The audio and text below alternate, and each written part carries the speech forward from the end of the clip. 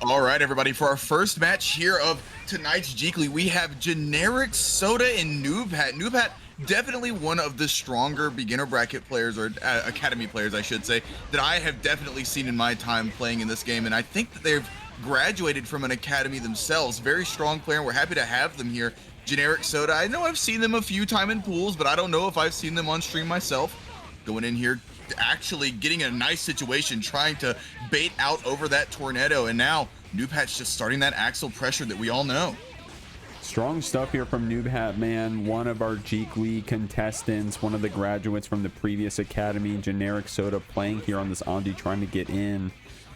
Definitely a cool matchup, and we do have some strong axles in the bracket tonight, including Noobhat, so definitely going to be one you're going to want to skip to the VOD if you're learning this character. Same thing with the Anji, by the way, but I won't spoil who's coming up. Good RC right there from Soda to get that counter hit, closing out that round, but it was a close one to start us off. Oh yeah, definitely a last kind of interaction situation, and now we got the lower buttons coming out. Ooh, tries to go for the little whirlwind to pull in Generic Soda, but it gets punished out. 2P ends up trading, and now we're just back on defense once again. Gets the slide underneath the 5P. What a read from Generic Soda. Yeah, you got to be comfortable getting around those axle normals, man. If you're going to be getting bullied and boxed around from the mid screen, you're not going to be having a good time. So strong stuff there from Soda. Noobhat able to zone you back. I like the empty Rensen right there. The second one, of course, got the follow-up into the command grab. Strong stuff, Noobhat. Soda does have a lot of tension to play with, man, but you're going to have to spend it on the other side after that Axle Bomber wall break. Oh, yeah. And also just got hit with the left-right JH mix-up. You know, goes to the same side, and you never end up... I always get hit by that kind of matchup, or by that kind of setup, and Generic Soda getting so close to the round here. Noobhat having no resources except for 50 meter. Oh, the BRC is in reaction to the burst call out, and Noobhat squeaks out that round to tie it up one apiece. Dog, that one was so close, bro. Good stuff there from Noobhat, confirming that kill. Strong stuff. Generic Soda got you knocked down here in the corner, but dude, that backdash in the corner, the call out meaties, is actually some very important defensive maneuvers that we kind of forget. We were taught that backdashing on wake up is bad, but if you know you're about to get meatied, if you were ready for the punish after like Noobhat was, it's pretty good. Soda, however, still getting in with those spins, still trying to get something started with that 5D. Noobhat pushing you back with the flex shield though. I mean, this round's coming to the coming almost to a close right now. Gets a big, I think that was 6P into the Fujin than the low. What a great pickup from Generic Soda. So much awareness to be able to really close out that close of a round. Noobhat, though, trying to use those defensive options like you were talking about, Jeek. Backdashing in the corner, trying to bait out those meaties, using that deflect shield to try to give themselves some space, showing that they understand that these defensive options are really important to use. Just Generic Soda having that offense to keep it going. Strong stuff, man. Soda's going to get this first round, guys. I think I got my Matcherino back up. Check it out, $111 already in this prize pool. Big shout outs to, I'm keeping it a secret. I was told to keep it a secret, but some people went through and had a very generous contribution by buying a lot of the Jeekly shirts. So that padded the prize pool by quite a bit. Exclamation point shirt if you're interested over here in the Twitch chat, guys. We're also streaming over in the YouTube. So if you're having fun over there, I see y'all over there. Hope you guys are having fun watching from over there as well. But right now, Noobhat is getting linked with that 5K into that bomber. YRC comes out. Soda gets a chance to get out of this corner. I mean, not only just regular bombers, but those TK bombers to really keep it going. The spin catches that 6P, and now Generic Soda has a big wall bounce combo, but it ends up dropping. Noobhat able to get themselves back on defense once again, start that pressure, big counter hit, uses the burst, and Noobhat really wants this round. It's a confident burst right there. PRC to keep yourself safe. Did not want to get whiff punished right there, and Soda with the 2P. I don't know my axle buttons, so I don't know exactly what Noobhat did that Gatling with to close it out, but what was in a perfect spacing to do so. Soda has got you soft knockdown over here, though. Noobhat using that FD to just get some distance back. Says, hey, I don't need it for any mix. I just need to push you away to get my buttons out here. Soda finally getting something started here. I mean, and looking at it, it's kind of interesting to see how Noobhat's using all of these defensive mechanics, like back throw in the corner, goes for another thread up throw, tries to go for a third. It's almost like we're playing Street Fighter right now. but we're having those red Roman cancel moments that only you can have in Strive. Goes for the rainwater, gets some plus frames, gets the pull in, but doesn't end up killing with that combo. And now Generic Soda is stuck in a constant vortex. The Roman cancel ends up coming out, and we're gonna get a big combo from Generic Soda here. Dog, I think Noobhat will burst here, by the way, if we need to. Gonna BRC back to just get some distance. Soda gonna spin through, but the fish from downtown. I think that was a 2H from Noobhat that got hit right there. I had our hurt box extended. Strong stuff there from Soda. Burst in Noobhat's favor, but it's evening up right now. Soda getting caught by this command grab, though. Noobhat already has a very decent life lead to start off this last round. I mean, life lead, resource lead is up in tension right now, and that's such a big factor in Guilty Gear, especially in Season 4. Generic Soda using that burst, able to get a big conversion off in the back throw. Noobhat has done that once before in the set, exactly last round, in fact. Trading another back throw. Generic Soda knows what's up, trying to go for pressure, resetting with those needles, gets the overhead, tries to go for a back throw, but it gets clashed.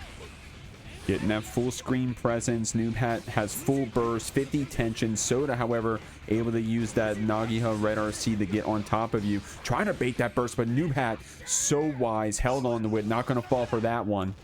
Also, getting the red RC in the kill screen, I don't see that very often, but Noobhat going to get this game too.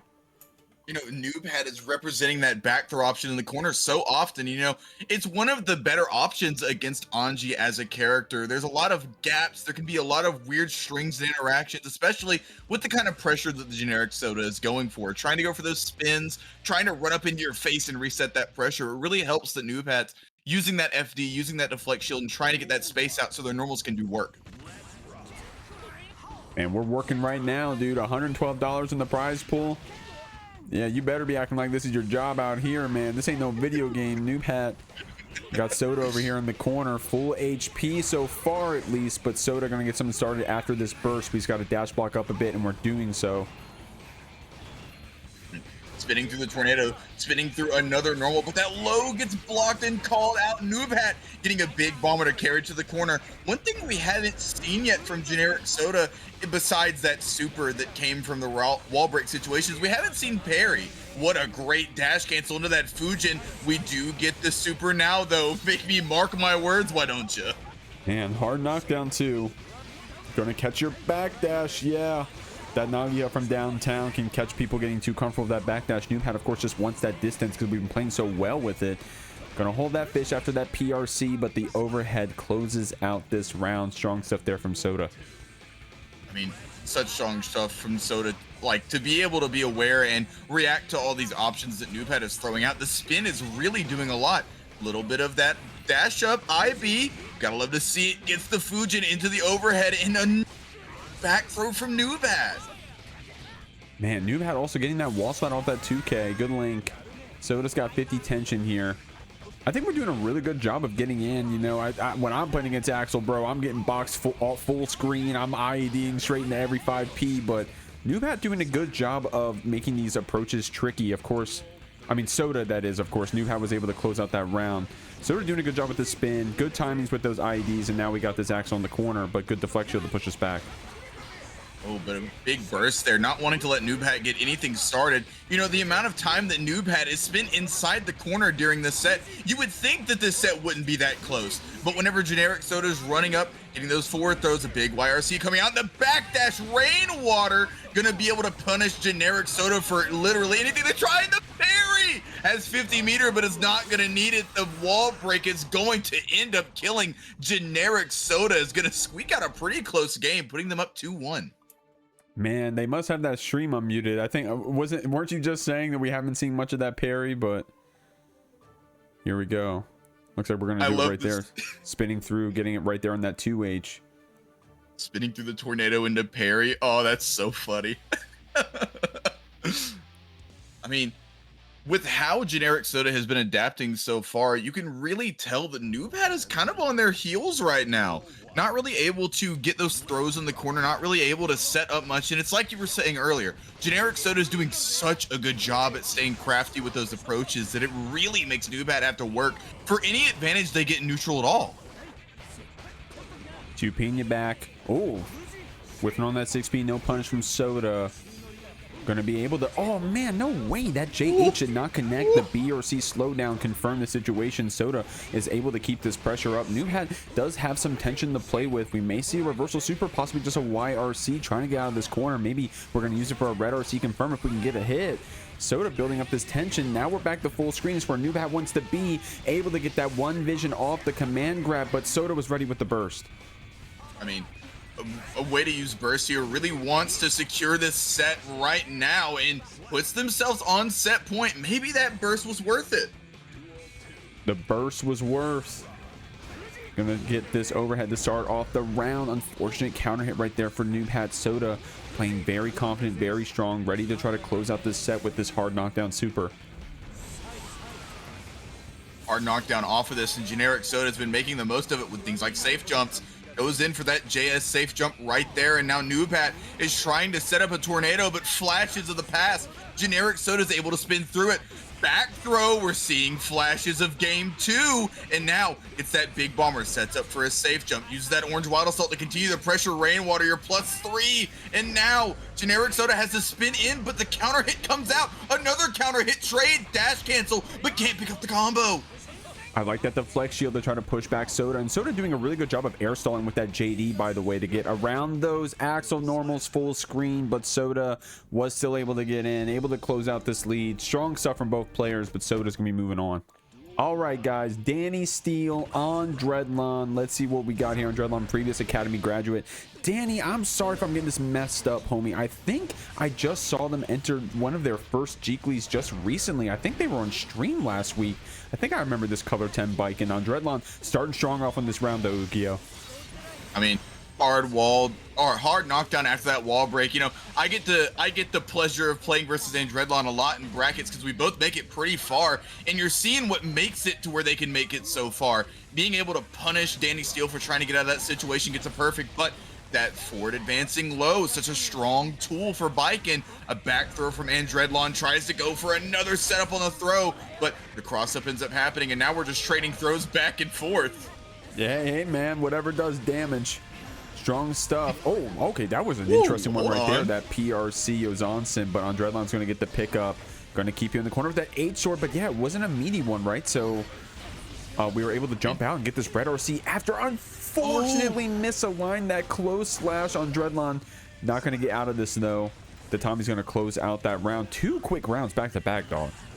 I mean, very close. It's going to happen whenever you have characters this volatile, players this strong. They just understand how their offense works. They understand what they want to achieve out of their mix, and Dany Steele is currently looping those H Kabaris, and Andredlon finding a way out, getting a punish with Daro, and that explosion hit, what? Gonna push to the wall and get the corner steal. Andredlon is a mixing me, and I'm not even the one playing against them. Damn, strong stuff, dude. Gonna get this back throw though on Andredlon. Gonna go into that red RC after. Man, look at these routes. I know Ramlethal season 4 gets some flack. I know there's maybe some vocal Ramlethal mains on Twitter, but I love those routes, man. Those S sword routes, they look so sick. Andredlon's so strong to get them off. But as I'm saying that, man, Dany's got this rope on you. Going to get bursted back, jumping over that H sword, but the gun, unfortunate angle, still gets the JS after, stealing that round. Strong stuff from Dany. I wonder if Andredlon thought they were going to get hit by that and kind of was just like, you know what, I'm going to reset my mental, get ready for the next game. And it just didn't end up happening. The burst coming out, and then like that had to have been what it is, because it looked like they stopped moving. Well, I mean, it could have just been as simple as Andredlon thought that Dany was going to recover the whole time falling out of the air, which, yeah. You know, it can be surprising that, you know, Baiken can whiff that gun and still JS your ass on the way down. But that's what Dany did, man. So take your notes. You know, there's an opportunity to learn something every game, and that's what we learned about that match right there. Going to be able to get back thrown. That Yozanson was a little too high. Andredlon rewarded for blocking that cross up.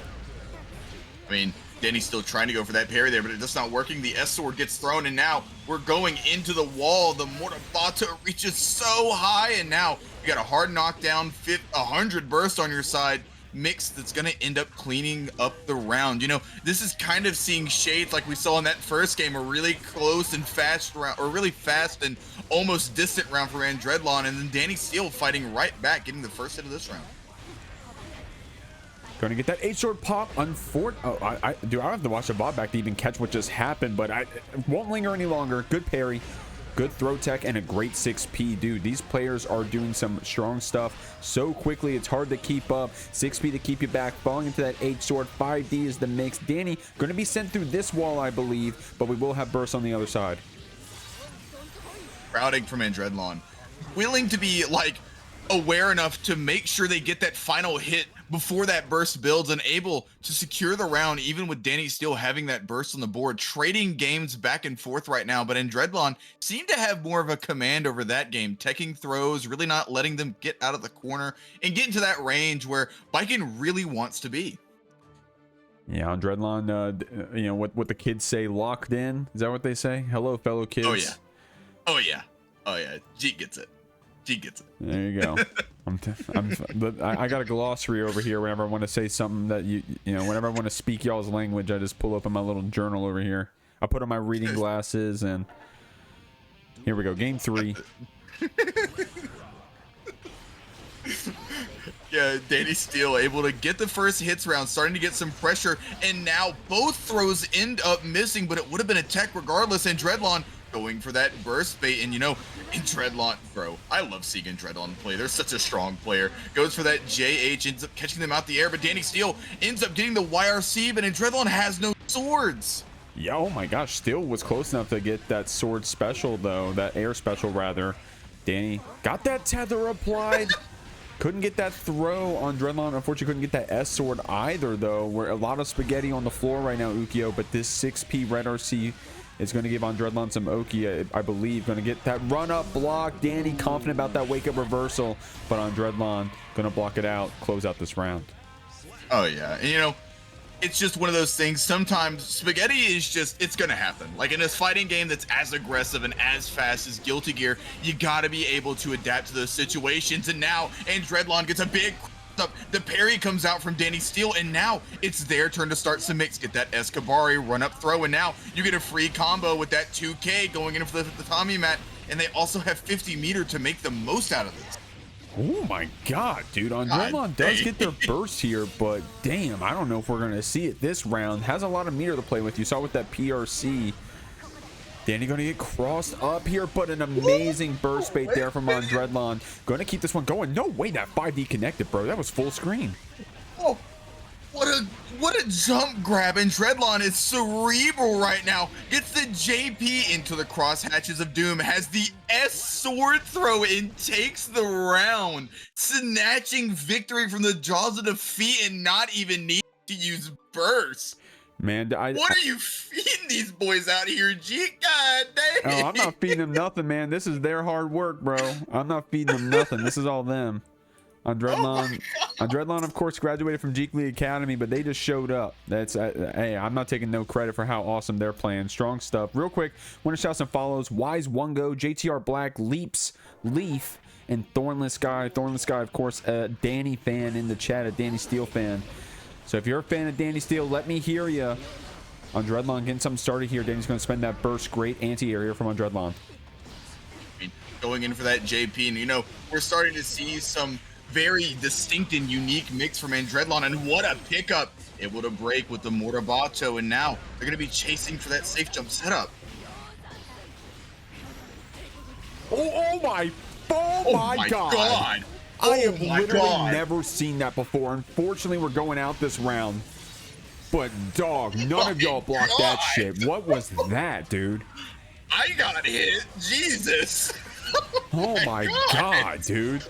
That was fucked up, man. I've literally never seen that before, but anyways, here we go. Next round. Andredlon gonna get that burst away. Yo, Dany, do that again, dude. Oh my God.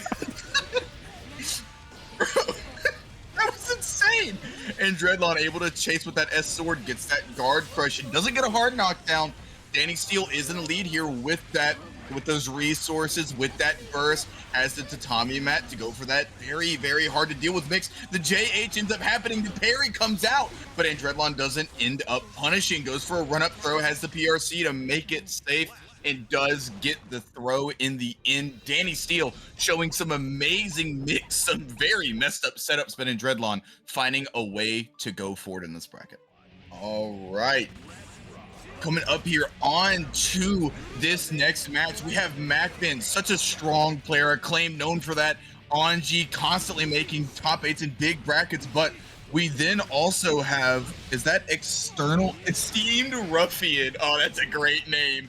Coming in here onto the stream with that Johnny, goes for that TK misfiner. And now we got that patent pending Johnny mix, goes for that big combo conversion. MacMens able to spin through, and now just absolutely pushing that advantage. An esteemed ruffian, God, I'm gonna keep saying that name, it's so good, going to go ahead and reversal out of it. Strong stuff. Yeah, no, Bow GLORP esteemed ruffian is the whole name. Put some respect on that one.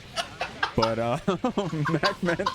MacMens said, I don't give a fuck what your name is, I'm gonna try to win this round regardless, with an awesome whiff punish on that what is that, the 6S strong stuff there from MacMens. Oh no, he got glorped. He got glorp, man. Shouts to nervous glorp. Guys, I should have 7TV enabled. I should have some glorp emotes.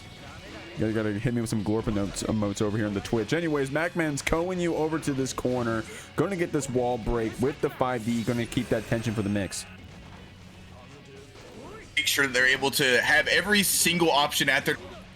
You know, every character in this game can use meters so well, and esteemed ruffians showing that, going in, getting the punish on that jump, misfiners after misfire. It's only coming more and more like the Johnny show.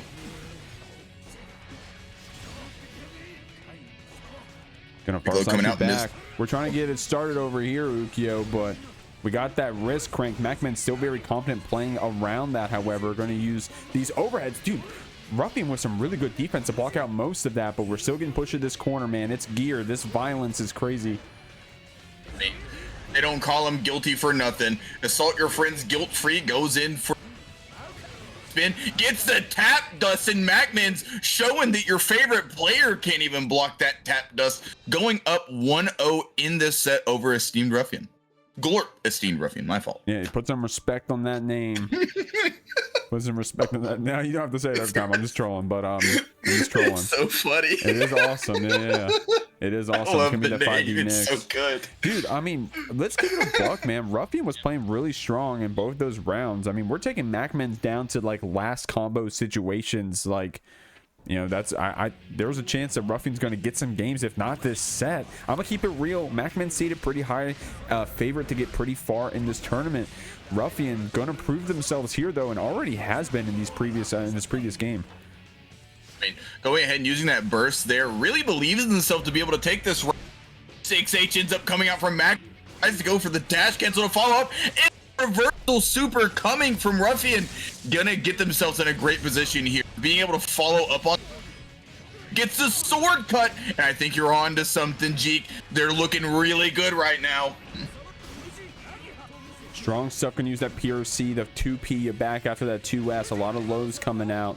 Ruffian going to get picked up after that Nagia, though. You're in the corner. We got this tension. Overhead's going to connect.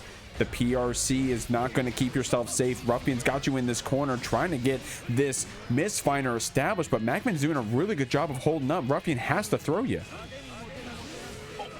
Big parry ends up coming out. Ruffian trying to get their best to hit. Trickier, goes for the cut, almost gets the sword, almost gets the card deal from full screen, but MacMens able to stay calm, able to stay collected and take that round. So close right now. Zoning you back, but a very confident run up 6P right there. Gonna use that wild assault to turn into a wall break as well. Ruffian does have this burst on the other side. Of course, Johnny's love using it for those counter hit confirms as well. Hopefully we'll be able to use it for that, but if we got to use it defensively like right here, then it's just as good. Going to keep you back. Got that card ready. Counter hit finer into the super. Great confirm there from Ruffian. Oh, the parry, 30 frames of active hitbox, and now MacMens is in the driver's seat for this game. Jump over on the needles, and look at this conversion ability from Ruffian. Gets the IAD jumping on that, I believe JS is what that is, and able to close out the game. Ruffian is making some great reads, going and jumping out of the corner, trying to jump over needle pressure resets, but MacMens, they're just doing such a great job at adapting. Man, MacMen's definitely not someone you want to be playing in a long set with. And shouts to that team, not top tiers over in the Jeek League, which MacMens is one of the strongest players of that team and the strongest team. MacMens, they always throw him in the first of fives, always able to make those adaptations, even if he gets rolled a bit in those early games. I mean, it's gear, man. It can be violent. He's still able to make those adaptations and bring it back at the end. But right now, I mean, already up 2 games. It's going to be a mountain to climb. I think Ruffian has what it takes. We've seen some pretty strong rounds here. We've got to close it out. Oh yeah, 100%. Especially with them getting close slash or far slash counter hits like that. Look at that conversion, keeping them in the air as long as possible. MacMens spinning that burst, running up with the 2-piece. Such a great button from Anji. So long catches the startup of a move from Fujin, and now Ruffian is in a great spot, but the backboard from MacMens helps fix the situation. And the combo off the butterfly, I didn't know you could do that. Yeah, dude, those combos. I mean, if there's something you haven't seen on Anji, MacMens is going to be the one executing it, bro. Try to get that JD after, but a little too high. Ruffian was able to get that wall tech and able to get that red RC finder, that fast RC finder. Ruffian with a really strong round to close it out after that wall tech, taking advantage of the situation. And this may be the start of a big comeback here for Ruffian. They've been doing so well so far, and definitely not out of this yet. Able to jump out of the corner, and MacMens doesn't really have that many resources. The TK Misfinder has its spot, gets another TK Misfinder, and able to get the wall stick as burst builds. And that was a purple combo right there too. MacMens going to link you to the wall, jail you back with that projectile, BRC to get out and get that JK after the slowdown. MacMens answered back with that burst. Man, it's looking pretty dire for this Anji, but that 6P is a good way to start. Ruffian feels like they have to burst to try to keep this game in their advantage. Had the kill there, but just doing not enough damage. Goes for the, I think that was JD wanting to go for an air grab, but getting the JK to come out first. MacMens is pushing into the corner, 50 meter on the side of Ruffian. The 6P comes out, stuffs the BRC attempt to get out of the corner, and MacMens really keeps themselves off of death. So close to Ruffian getting a game on the board here. Definitely not out of it yet, though. Strong stuff, man. We're going to get your code back down, or rather overheaded back down. Good job getting out of these corners, man. Ruffian does not want to be locked in the corner with this Anji Mito, especially not MacMens. Going to get down low here. MacMens with some really good reactions on those blocks, and it's paying off because now we're putting Ruffian here in this mid screen. No, Ruffian is not afraid to jump out of these pressure situations. It's putting in so much work for them right now. The 6H ends up coming out, cancels it, and look at how stalwart this defense is from MacMens. Gets hit by the Misfinder, burst as soon as it's available. You know they were mashing that burst button on their control. Going for more stagger pressure and makes the low, ends up getting blocked. You only have so much meter. Goes for the BRC back, and it ends up whiffing on that JD. And now we're back in neutral once again. That spaghetti that we saw on the Andredlon set, it's coming back right now. Man, it's called Olive Garden out here, man. But some good defense here from MacMens. Look, man, we're just holding down back, but finally gets the counter hit. Finally gets that low finer. Ruffian getting a game here on the board, and a strong one to boot. Such a strong performance, and with all that defense that MacMen is absolutely holding down, Ruffian having to reach deep into their bag, get that low Misfinder, get that counter hit, and essentially punish MacMens for doing anything. Their offense is so airtight and so well, I guess it shouldn't be airtight, so extremely strong and oppressive that even MacMen's airtight defense can't block it all. Gonna get that counter hit to start us off. MacMens wants to burst it back. Doesn't want to give that Johnny any advantage. A lot of trades coming out here. Ruffian gets that pickup Ukio, but MacMens trying to stay on top of you with these overheads, weaving those in, getting those hits. Ruffian wants to burst you back. I think that's just maybe some matchup knowledge on the side of Ruffian, going for that low, blocking more than that overhead, knowing that the worst thing that can happen from Anji is resetting you into another overhead off of that overhead. They can't combo off of it, even with a Roman cancel. So is Team Ruffian holding down back right now, has 50 meter on their side, 100 uses it, goes for the overhead fuzzy situation with the Misfinders, but MacMens able to catch it, and what a throw from Ruffian, calling out that overhead, gets the side switch, and this mix is coming out in spades right now. Strong stuff, man. Ruffian Gonna get called out in that misfinder stance though. MacMens gonna spend this red RC. Dude, that was dealing no damage for a second there. Finally able to close it out. Bro, look back on the VOD. Some of those hits were like literally healing Ruffian. Of course, we were able to close it out. We're still here on this set point. Ruffian has that burst. Dude, that misfinder angle was perfect, by the way. Able to keep MacMens here in this corner.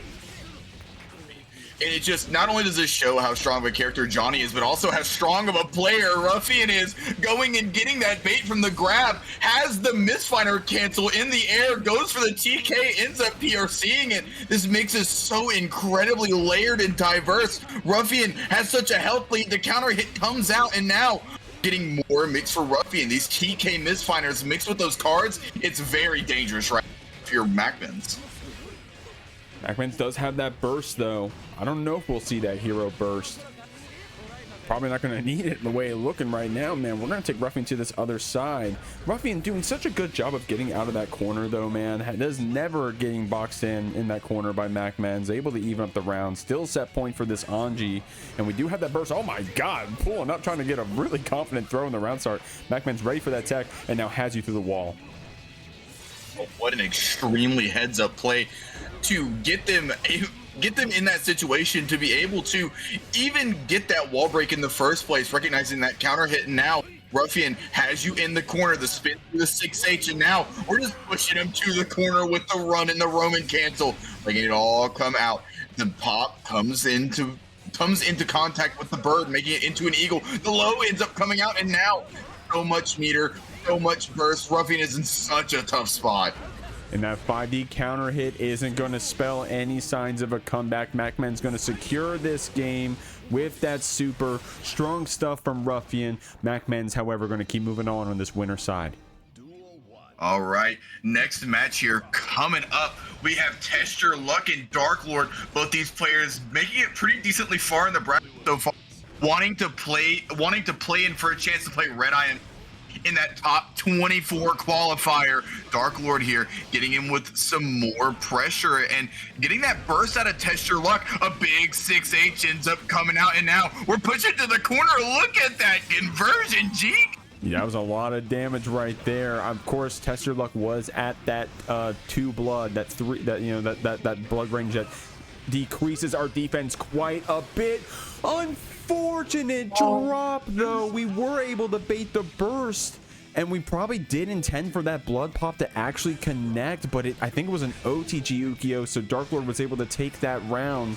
But dude, TestYourLuck with no slowdown, taking it to this next round, still being aggressive, still being really high on that blood, and using that JK link after as well. That was a pretty cool string right there from a Nago. Just look at the way these players are playing neutral. What a big deal.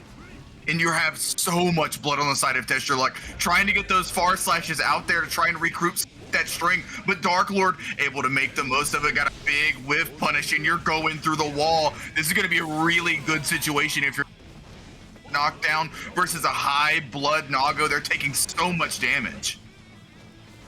Oh man, oh man, oh man. Gonna get a hit right here.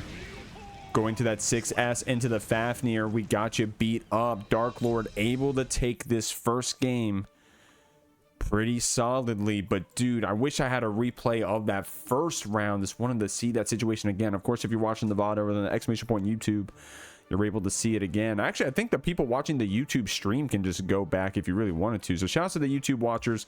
Appreciate y'all over there. I didn't forget about you, y'all. I love y'all. If you're over there, I love you.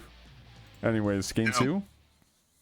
You know, that conversion at the end of that round from Darklord was actually pretty interesting. Getting that counter hit far slash must have been such an awkward hit to get, knowing that they can go into that bandit revolver and continue the combo from there.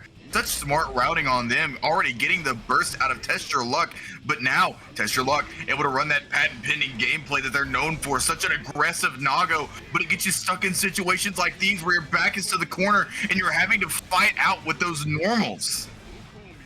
Oh, trying to get a confident throw right there, but Darklord holding up at the perfect time, using that whiff revolver to get Oki after, by the way. I love Souls using those moves so creatively. TestYourLuck gonna jail you back. PRC to keep yourself safe. Oh my god, the DP clash on the 2H, but TestYourLuck gets that follow-up. Dark Lord with the hero burst, possibly? Depending on if we win the round, the air stall comes out. TestYourLuck takes it with that 5K. TestYourLuck, such a solid player. You're going to have to do more than just trying to run at them to be able to get in on their Nago. And now they're getting that pressure started, going with those Fukios forward. But now that blood building so much, gets the back throw. The JH jump in for that little bit of a safe jump, with the 6H starts the combo going into the corner. And TestYourLuck, slippery Nago. Slippery Nago. We're slipping and sliding, bro. I mean, have you seen that Fukio, man? That's a pretty slidey move. But Dark Lord, Dark Lord is not a knower. We weren't knowing. We weren't watching that blood. We tried to get that confident command grab. We weren't a knower there, Ukio, and it pays off for TestYourLuck. I mean, was maybe trying to get in and start that damage and start all that pressure after that DP. And, you know, maybe just didn't catch the blood being so high at the moment, so tunnel visioned. It finally getting to get TestYourLuck, making the most out of the situation. Strong stuff, man. TestYourLuck shaking off that first game. Saying it ain't nothing but a thing. Trying to get that. Oh my god, what an awesome whiff punish far slash there from Dark Lord on that 5K. Walk back far slash, pretty strong round start option depending on what your character is. TestYourLuck trying to zone you back with that 2S and then on the 6P, ready for it, but that 2H a little too overzealous. Dark Lord able to get in. TestYourLuck had to spend that burst. Such a resource heavy game right now for TestYourLuck. Blood matters a lot, getting multiple blood pops, some in their favor, some not in their favor, like we saw in that first game. But now these Fafnir loops are going to be able to get you in a good situation. So much damage falling off of Nago. Look at all red. The red is high, both on the blood meter and on the damage we're dealing. TestYourLuck, however, a little low here. Those far slashes whiffing. Dark Lord finally gets the punish. Gonna close out with that Fafnir right here. Dark Lord getting caught by that full screen overhead. Jesus, a little too plus. TestYourLuck wasn't able to get that bite. The bite just not coming out here, and that's not what you want to see for TestYourLuck. Going for the DP, gets the bite this time. Now you have unparalleled offense at your fingertips. Goes for the 5K, it doesn't connect. Dark Lord electing to spin the burst, and now we're back at neutral, and big 2H goes in for the 6H and closes out the rounds, getting literally 2-tapped by. Strong stuff here, man. FT blocks coming out from Dark Lord, gonna push you back. I like that. Oh man, dude, that bringer was interesting. I don't even know what side we had to block that on, but TestYourLuck managed to do so. PRC on that delay close left. Delay PRC into the close left, rather trying to look for a button. Dark Lord push back after that 2H. And we're trying to get in here, man. Going to catch you with that 2P after. The 2Ps on these big bodies, some pretty strong buttons. And the overhead into that Beyblade is going to close out this game 3. TestYourLuck sitting pretty with this 2-1. TestYourLuck is in such a good spot right now. Dark Lord is making it hard, bringing it to a last round situation in that game. But TestYourLuck just so aware, able to toe that line between having too much blood, but still having enough to play with to kind of Dark Lord, especially with the way they're using these normals. These H normals are so good for them right now.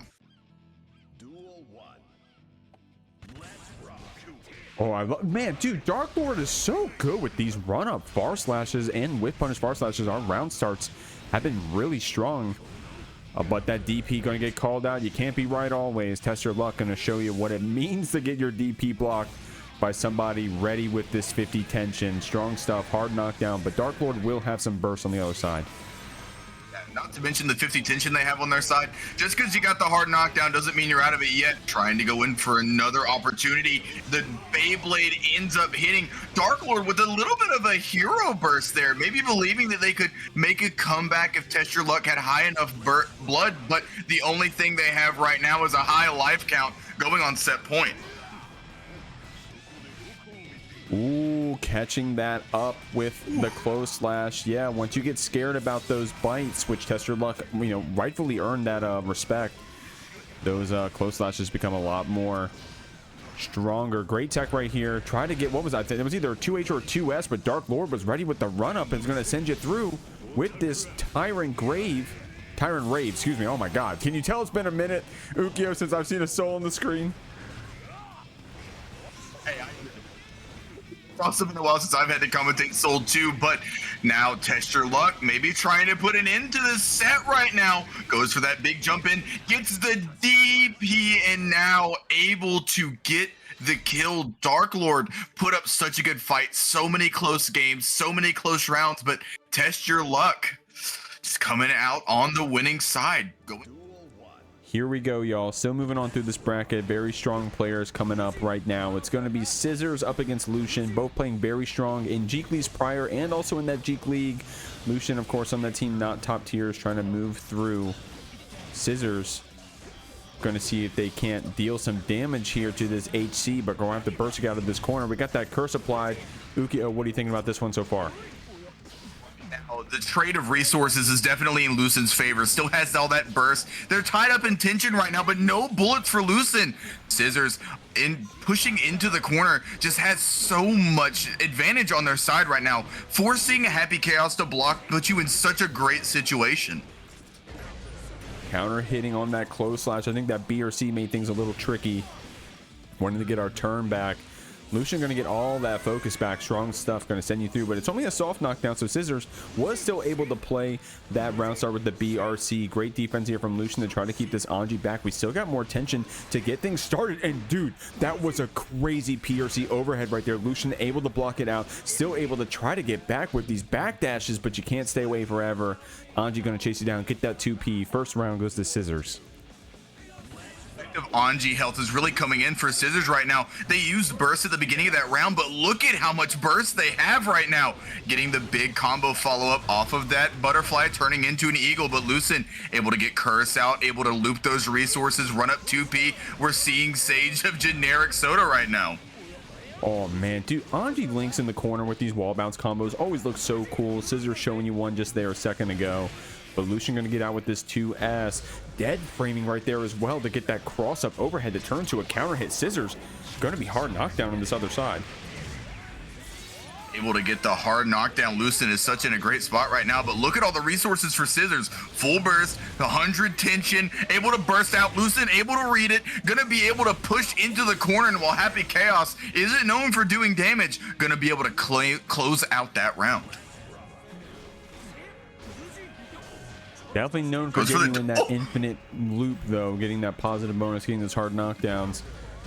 And when Lucien gets those good counter hits, you're going to see that red. In fact, we got that curse applied right now. Took away almost half your HP. Scissors does have this tension here on the other side, building up that burst as well. Out of focus here for Lucien, so able to capitalize. Strong stuff here from Scissors. Scissors reading that situation like a hawk, going in and getting that back throw and forcing that pressure, knowing that Lucien can't really do anything about it. Able to get the gunshot going, making Lucien pay for any tiny little mistake, and Scissors is currently up in the combo, has the Deus Ex Machina, gonna send through the wall from that far, or not. Okay, I'm a liar. Yeah, I mean, hey, we're used to that super sending from any point of the screen, huh? But not today. Not today. This time Scissors is going to get woken up here after that super. Going to be able to get this throw and close it out. But we were going so back and forth, man. Down to the last round, down to the last combo. Unfortunate stuff. Scissors is going to take it. Well, unfortunate depending on who you root for. Of course, you want this Anji to win. And you're let's go.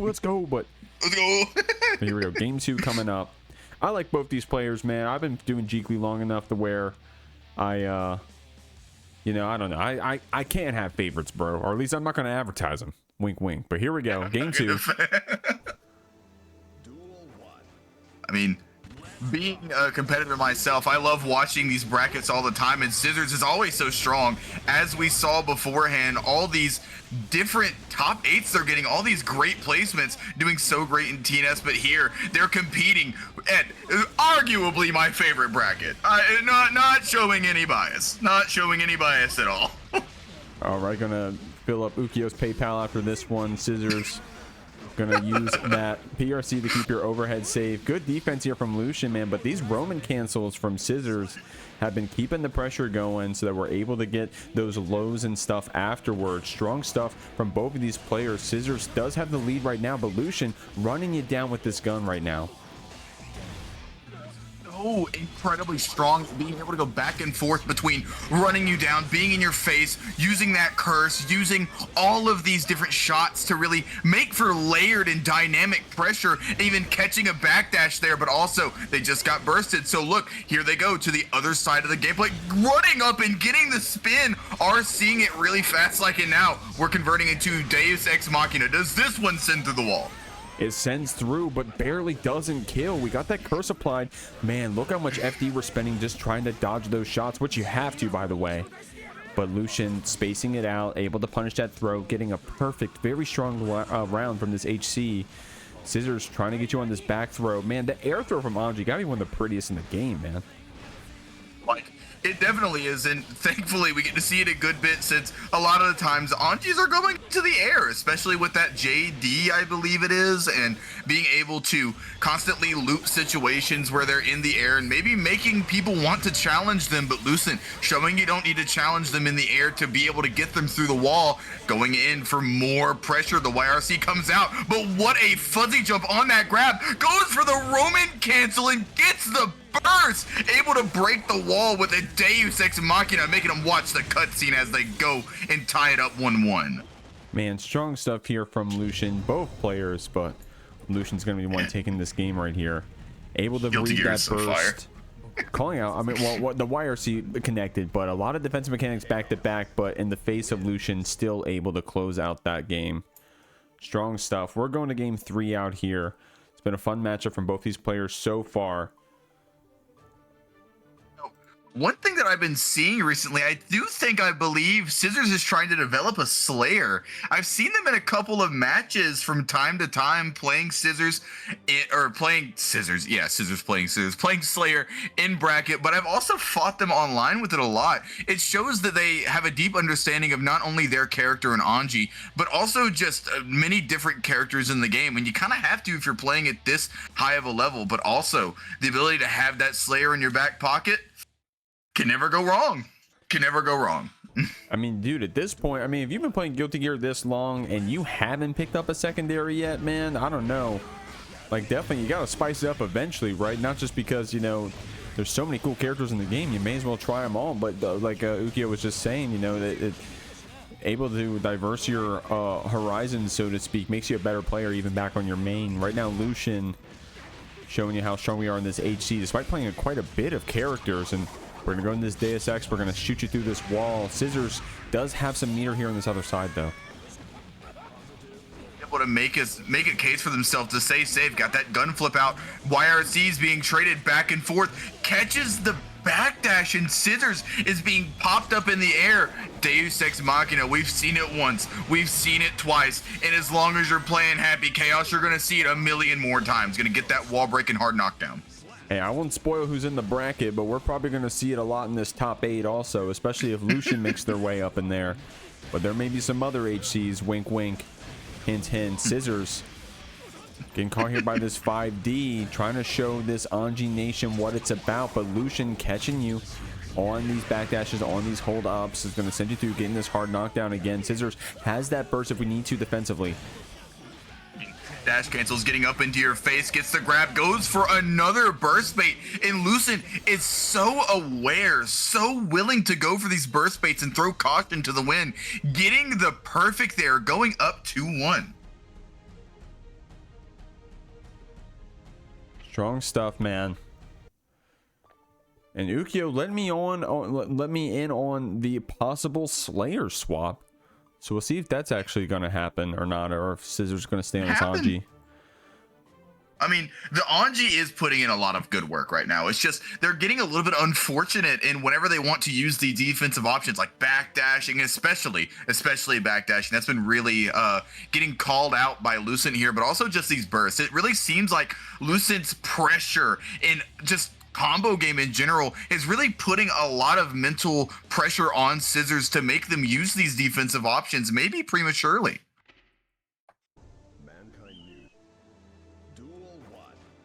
See what we got here in this game 4. By the way, I mean, if it wasn't clear already, if you hadn't seen there on the bottom right side of the screen, this is going to get yourself into that top 24 of Jeekly 62 on the winner side. But just if you lose here doesn't mean you're out of the whole tournament, of course. Oh, dude, calculated whiff right there. Lucien able to build up some meter just enough to get a Deus Ex after. Yo, that was some sick routing right there. Such awareness. Oh, and goes up, calls out the deflect shield. Scissors is trying to use all these defensive options to stop this from happening, and Lucien is on set point. Just some incredible play right now. From both of our players, of course it is in Lucien's favor right now on that set point. Scissors trying to get something started here with those far slash normals. The 5D gets the pick up. We have the gun to follow it up. We're going to get that focus back. The flex shield to push you back a little bit, but Lucien still staying on top of you. Good job getting out of that corner, however, from both of our players as Lucien gets right back out as well. No bullets on the side of Lucien right now. Scissors is in a great spot. The gun flip ends up getting a counter hit and able to sneak a reload in for the focus shot to end up breaking the wall. Now we're at 3 bullets out of 5. Gets the run up throw. You're not going to build resources. And what smart routing for Lucien. Able to break the wall here with the Deus Ex Machina right as Scissors builds the burst. Going up 3-1 and taking the set. All right here. We got another big match coming on. 2 notable faces in these Jeekly Hall of Fame. Both these players have wins to their name. I know Dany might have a more than just one, but Domi definitely has one of the stronger performances that I've seen while watching back VODs for the Jeekly in my heyday. Going and getting the wall break here. After that burst bait, Dany showing what it's like to play neutral, making Domi respect every situation, but the counter hit gonna end up coming out. Throw tech coming from both these players, and the run up close slash gonna get Dany the round, putting belt to ass right now on his son. The Kai to Sin. Yeah, Kai to Sin. You get it. I do get it. Funny stuff. Shouts to JTL in the chat. Shouts to all the chat. I'm a Bebo. Who up Jeekin they happy chaos? That was from the last match. How we doing, guys? Try to get that 5D connected. Domi with a good whiff punish, though. Gonna send you through. Gonna keep that stamina for some mix here afterwards. The 6P on Dany here is going to close out with a hard knockdown. We do have meter here on the other side. Domi trying to get in with that FD air dash. No, unfortunately didn't get enough of a run up on that throw. Dany trying would to have shift worked. Sin's hand from the other side, but now maybe Domi and Sin caught the belt. Maybe it's their time to shine, going and pushing Dany into the corner, going underneath the charge, and now Domi getting the throw setups, and what a combo. Goes for the JD, but no, Dany able to burst out. We're back in neutral once again, playing these footsies. I didn't know Guilty Gear had that. They do, man. You just got to know where to look. It's like seeing in the 4th dimension, you know what I mean? But here we go, blocking that burst. Gonna send you through. Domi does have this meter and building up some of that stamina here for the other side. Gonna see what we can do here. Chrome said, come on, Combs. We know Dany's an adaptation monster. Okay, we got a Dany fan out here in the chat. He said, commentators, give it to my boy, please. But Domi right now, yo, Chrome, what you got to say about that, Chrome, what you got to say about that? You got the chat. The chat's you, homie. It's all you, homie. Chrome, what you got to say? I'm just playing. Look, Domi can do it, but it's not done yet. Good point. This is first to 3 here in Guilty Gear. Let's see what we got coming on. Dany's a monster from game 3. Oh, hell. Okay, Chrome. Damn, Chrome got the parlay saying, yo, Dany from game 3 forward. Here we go. God damn. Guys, if you got your bets, get them in now. Chrome clearing who they think is going to win. Domi starting off with that 2D counter hit. Another situation, Uki. I'm going to keep it a buck. I like both these players, man. I can't pick a favorite. Oh, they're such fun players to watch. And, you know, I think I might cash in a parlay for 2 bursts in 1 round. Lock it in. DomiWurld, though, going in for the RTL, going to be able to break the wall from mid-screen. Dany on their back foot right now, but if Chrome has anything to say about it, such great adaptation, going for the DP, and there's 1 burst, and now going in for the RC, going in for the J. What a 6P from Domi, and now gets the tap dust combo into the Tyrant Rave, down $100, no double burst. Man, speaking of $100, check out that prize pool, guys. And if you're trying to add more to it, !Matcherino here in the Twitch chat. takes you to that page where you can buy the shirts, claim the codes. The codes are free, by the way, so please claim those codes. Domi, call that one a draw optimal. Able to run up and get this Tyrant Barrel as well. Dany going to be here on this other side, but we have that 50 tension to play with. That is dangerous. Gets another DP bait, and Dany is trying so hard to catch Domi out, running up and mashing, but Domi is so patient, so willing to run up and block and try to catch out something. And you know, giving Dany a chance to be calm and maybe collect their nerves might be the best thing for them, because they're doing a lot of DPs. Hey, man.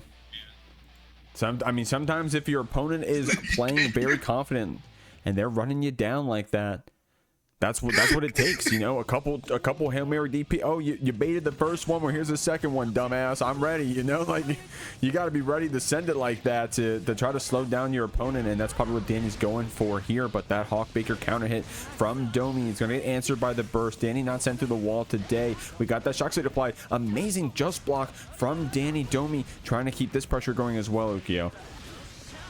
You went from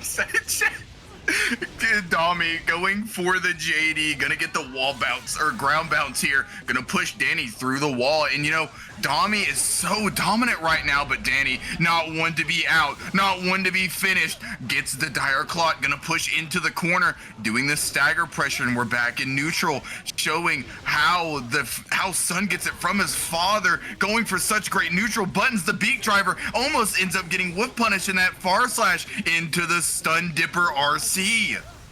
Man, Dany playing very solid in the latter half of this round, and it's paying off. At the very least, we may see a burst here from Domi. Tried to bait it with that red RC. Domi doesn't hand it up, but loses the round for it. But damn, I don't know if you had a chance to burst. Dany had a very safe route right there, and very strong play there from Dany. Not only a strong player, but a master burst baiter. Domi got you in the corner, however. Sorry. No, you're good. You're good, homie. You're good. I laid you up for that one. Domi gonna get this hard knockdown right here.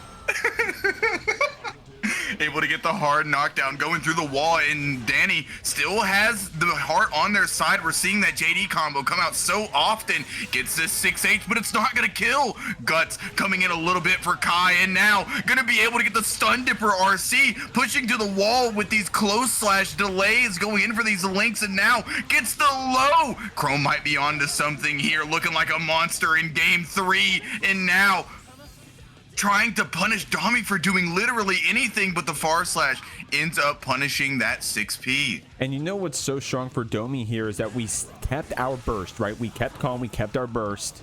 We didn't just panic. And so now we're sitting here with that burst here in this last round. Dany spending theirs at the start. Domi using all of our stamina in these last few interactions, but it may be worth it, right? Definitely worth it if you look at how much damage we just dealt and that positive bonus to boot. Dany with the soft knockdown, trying to get something started right there. Ukio with that, I think it was a 2K or the 2D. Now we're here in the corner trying to fight back out. We got that shock state applied. We got that low into the red RC, taking Domi through this wall, but we got the burst for it on the other side. I mean, right now, Domi only has 1 bar of stamina, and it's slowly regaining, but 100 tension, 100 burst matches Dany's 50 burst in positive bonus tension, but the RDL is going to come out, going for that one-hit conversion, has 100 meter, going to end up breaking the wall with that high ya, and Domi gonna win the set 3-0. All right. I believe this is a top 24 match here at the Jeekly. Both these players are so incredibly strong, able to make it out of the first stage of pools. SYMPHUUKAI, seen them before, but normally on the Testament, coming in here on the Unika, maybe trying to switch it up. Maybe trying to get some things going, but on the other side, we have Enzog making it here for a reason in that Bedman. I believe I saw them at... No, I might not have seen them as CEO. I may just be talking smack right now, getting the zoning game plan started, giving SYMPHUUKAI like views of the past, giving them what they've done to other players going in for this neutral, but such a health deficit on the side of SYMPHUUKAI right now. Yeah, we're gonna have to climb back here, but hey man, a couple of those Starburst overheads. You guys cool if I call it Starburst, by the way? Any Tekken players out here? Anybody call that Starburst? Can I make... I want to make that a thing. I want to make that a thing where we call the Unika blue shit the Starburst. I'm a Claudio boy. Can you tell? Anyways. So I only know of it as Arbalist. That's all I know it as. Like the Arbalist stance gives the that is blue what stuff. it is. I'm being a hipster, man. Come on, man. Okay, it's my stream, dude. Let me call it Starburst. Anyways, we got the counter hit here. Enzog gonna burst you back. I mean, going for that, gets the big shot there, trying to eliminate that error follow-up attack, goes for the JS new vacuum in property, letting them go for that JD mix, and now gets the Starburst low, going in for more, gets a big counter hit with that 5H, has the Roman cancel to continue into the corner, has that Arbalist stance, gonna end up for that DP wall bounce, and gets a big chunk of damage off Enzog there. Thank you, by the way, Ukio. Your PayPal gonna be crazy tonight, but Enzog, low HP right here. SYMPHUUKAI was getting kind of beat up in that first round, man, but look how much we've brought it back. You're getting thrown away on that bed, however, nice conversion into that low after. It can be hard to block that overhead. I think it's like 6 hits, bro, and depending on how you time it. Red RC getting in here. Good blocks here from SYMPHUUKAI, trying to FD to push this bed back as much as we can, and you can't hold it forever. Like SYMPHUUKAI wasn't just there, was able to get that punish on the Kobe ball. SYMPHUUKAI going to take this first game. Yeah, I know a thing or two about the Kobe ball. There you go. Yeah, I got it. I got it. SYMPHUUKAI, though, able to show the power that this character has. You know, it's not very I'm English. It's not very common that you get to see a new character in these top 8 qualifiers, in these top 24 situations. And, you know, SYMPHUUKAI is really showing how these plus frames, this mix, all of this comes together for a character that can compete at a high level. See what we got going here. Shout out to Trento in the chat, rooting for Enzog out here. Is that DXG? Is that Dank? Is that Dank's thing? Yeah, that's Dank. Yeah. Well, there we go. Shout out to Dank. Shout out to, I think bracket is literally tomorrow, guys. So I don't have a link prepared. If anyone's got a link to bracket, drop that shit in the chat. I'll put it on the pin. Big shouts to Dank, one of the commentators in the scene, dog, and one of the TOs running both the Friday Night Fights and bracket. But SYMPHUUKAI right here going to be sent through. Looks like Enzog got that bracket shout out buff. We got this Kobe ball PRC to keep yourself safe. Was that, I think, a blocked DP as well, punished by the ball. Enzog's got you in this corner, man. And look at this mix coming out from Enzog, constantly looping these arrow follow-ups, getting all these plus frames, getting SYMPHUUKAI a taste of their own medicine, and now going up in the round count. But SYMPHUUKAI does have burst on their side, going for that 5H into what I can only assume is, I don't know the name of the moves for Unika. I'm gonna be so real. That looks like Michael Sword. Yeah, that's the name of that move. Michael Sword. You know, what do they call it? Gun Dipper. Gun Dipper. What do we call the overhead? What is Kai's overhead? Greed Sever. Guys, That's Greed Sever. I'm a new head. What is it called? Grade Sever? I think it's Greed Sever. That's what I call it. I'm pretty sure it's Greed Sever. Yeah, there it is. There it is. Starburst Greed Sever. There you go. Yeah, the Starburst too. That's my boy. Of course it is called Arbalest. I don't mean to confuse y'all who don't know. We're just having fun out here. Enzog gonna, oh no, unfortunately getting caught by that charged up special. Good trades here. Ball from downtown as well. We're trying to go for that 3-pointer. Sometimes you gotta jump in for that dunk on SYMPHUUKAI, able to tie up the set 1-1. Enzog making some adjustments, kind of really leaning into that, leaning into those follow-ups, leaning into that more close-up oriented pressure, going for constant jump resets, using that omnidirectional movement, and able to take that game there. Now, I'm loving the Twitch chat right now. Fabiana said Michael Knife instead of Michael Sword, but that's more like Michael Claymore, bro. That's like more like Michael Predator Missile, bro. That shit is much bigger than a sword. And then Nightmare, Starburst, Whirly Bird, Thingamadoo. I love how we, yo, Starburst, I'm gonna make that click. I'm gonna figure it out. I don't have that much influence, but that'll be my legacy. The word Starburst, Whirly Bird, Thingamadoo. Okay, I'm gonna try to remember if we see that one come back up. I'm sorry, that's really funny. Getting the burst out here, Enzog really wanting to try to make their presence known, really wanting to stop all that momentum that SYMPHUUKAI has. I'm searching for words. A whirlybird is stuck in my head right now. SYMPHUUKAI trying to do the same thing to Enzog. As soon as one player gets momentum on their side, gets the pressure started, goes for the tap dust, and now able to get the combo, but the JS doesn't connect. Unfortunate stuff, man. Tried to link into that 5k jump cancel. SYMPHUUKAI still looking pretty low in HP here, and Enzog just going to line it up after that red RC to close off this round. Good stuff right here. Enzog has that round advantage. Of course, we're evened up in the games. We're going back and forth, but the 6P counter hit, man, that Bedman 6P went from being one of the worst in the game to like being pretty decent, and Enzog pretty good with these anti-airs, has been paying off. I love that 5k 6H link right there. SYMPHUUKAI trying to keep that defense solid, and it's really been paying off. Amazing DP to get out of the corner. There he goes, going for that low with the S follow-up to get you into Arbalest stance, and then in for the Daughter Dipper. Goes for the low again, gets these dash cancels, and one thing that Unika is so good at doing is enforcing this pressure, right? With all these plus frames from all these follow-ups. Did you know the 5H follow-up, the like little projectile, that's plus 17 if you dash cancel it? Oh, Jesus Christ, dude. She needs it, though, or something? Is that what y'all are going to say? Nice stuff right there. The PRC, the JP, you back afterwards. Only needs one more hit to close out this round. Gonna Michael sword you back. Michael knife. Sorry guys, I'm learning as I go. Twitch chat, you gotta be patient with me. Michael knife. I mean, sometimes you gotta block the Michael Cadillac or whatever we're calling it. Goes for the far side. Goes for the Daughter Raz Dipper. Shout outs to JTR. I didn't see that one.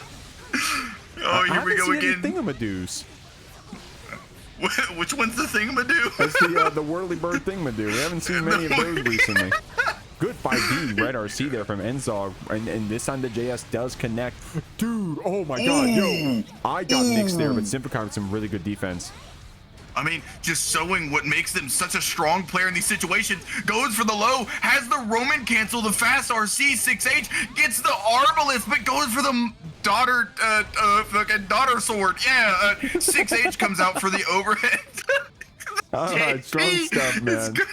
SYMPHUUKAI trying to put us out of our misery, bro. Both Enzog and us on the commentary stand saying, I don't know what y'all are trying to say.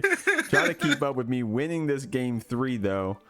Strong stuff, man. Enzog still bringing us to that last round, and of course taking that last game. I think SYMPHUUKAI kind of locking in on that defense in some of these situations, and that's the thing about Bedman, bro. You can tell when someone doesn't have a Bedman training partner. Like, the only Bedman they play is once a week in tower. You know what I mean? You can tell. I'm speaking for myself, to be clear.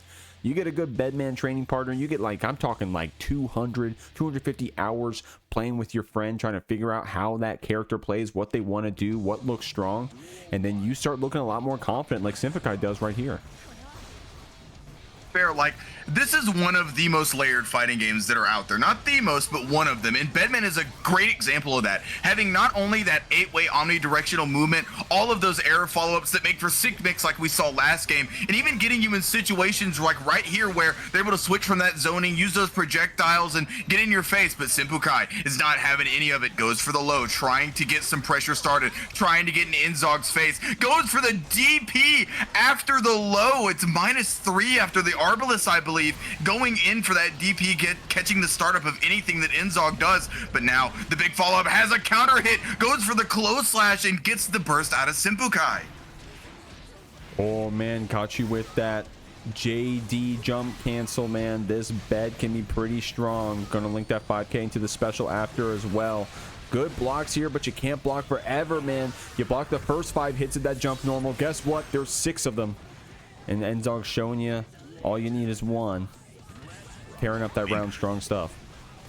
Trying to get into a situation where we can have our first game 5 of the stream, I believe. And look at this conversion from Enzog. You know, every single time the Daughter sword, it didn't connect, really. I wonder if SYMPHUUKAI was going for something else and just ended up getting the sword instead. Able to get back into this Arbalest position, goes for the 2H follow-up, and now only 50 meter on your side, but 50 meter doesn't help you block. Oh my god, dude. Good block on that cross-up, though, from SYMPHUUKAI. Enzog has some goddamn tricks out here, and it looks like it may pay off for a game win, unless, of course, SYMPHUUKAI keeps that defense up.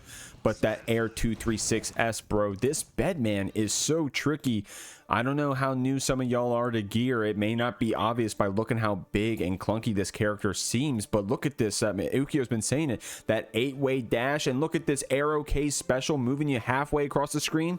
That shit is hard to play against sometimes, especially in the hands of a pilot like Enzog. We're going to game 5.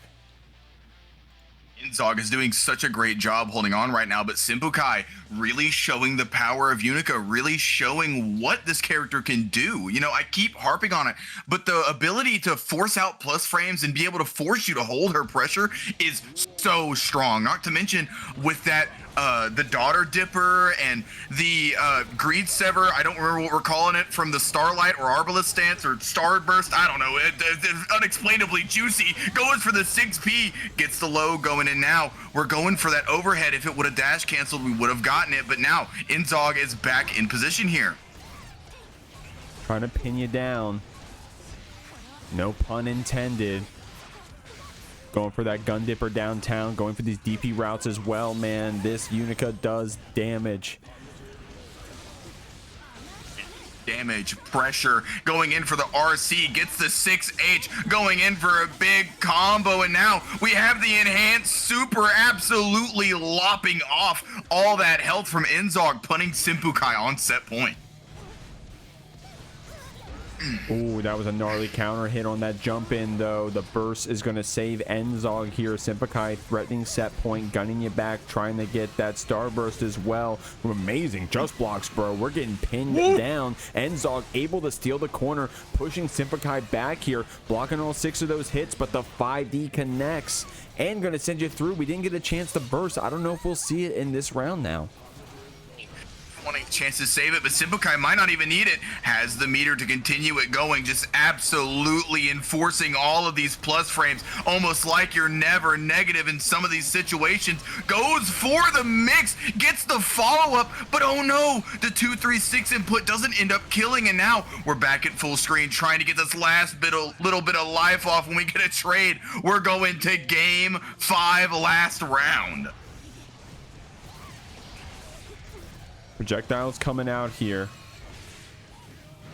Nice JS catching you. SYMPHUUKAI doesn't want to give away any of that damage. Goes for the burst. Goes for that thingamaboo whirly bob.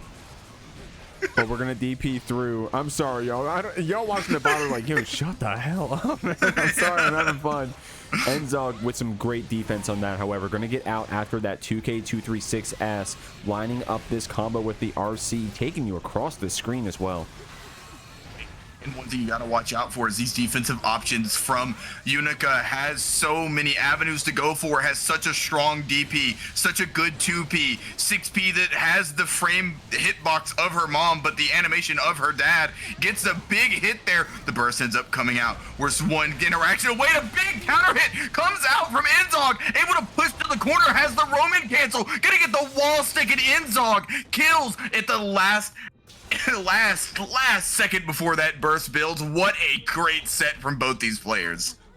All right, going in for a top 8 qualifiers. RedIAmNot on the Nagoriyuki, something we don't really see, having that Goldlewis picture but cloned so many times here at the Jeekly, showing how she's such a strong player.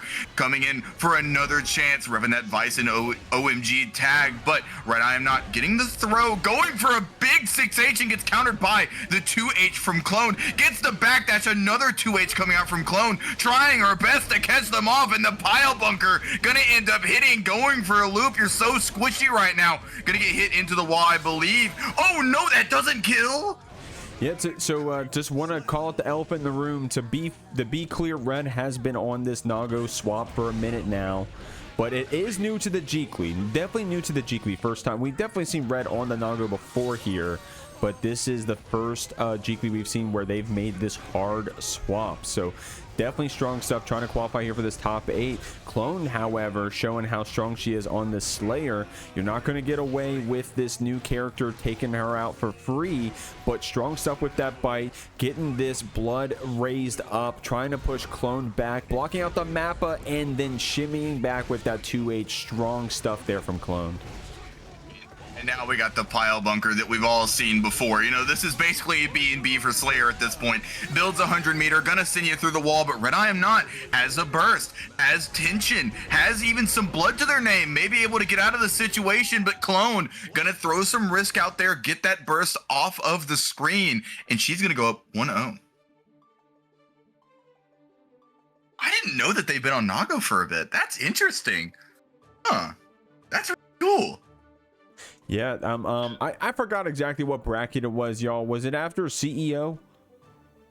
I don't remember. I think it was after CEO, sure, which was only just a couple weeks ago at this point. But anyways, here we go. We're going to have to see how it pans out, man. This is where you're going to get some good practice. Red showing us some good stuff right there, man. Even, I mean, dude, even if you were on the Goldlewis, even if you were, you know, the best player in the world or whatever character, Clone is sometimes gonna roll your ass. You know what I mean? Like, so, like, I wouldn't let that, you know, spell out the set or anything. We're gonna see what's going to happen going from this point on.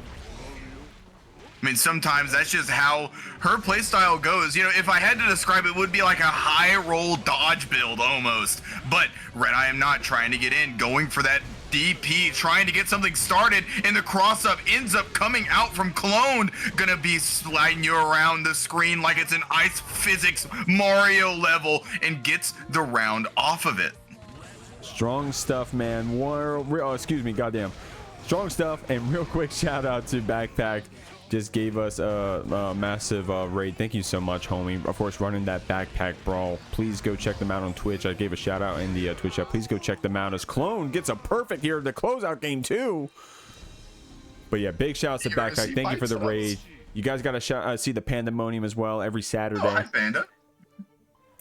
Appreciate y'all both. You came in just in time, man. Clone trying to qualify for this top 8 against RedIAmNot, as they are not debuting the Nago for the first time, but at least here in the Jeekly, since that hard swap, we're seeing this Nagoriyuki red. Clone with a strong start though.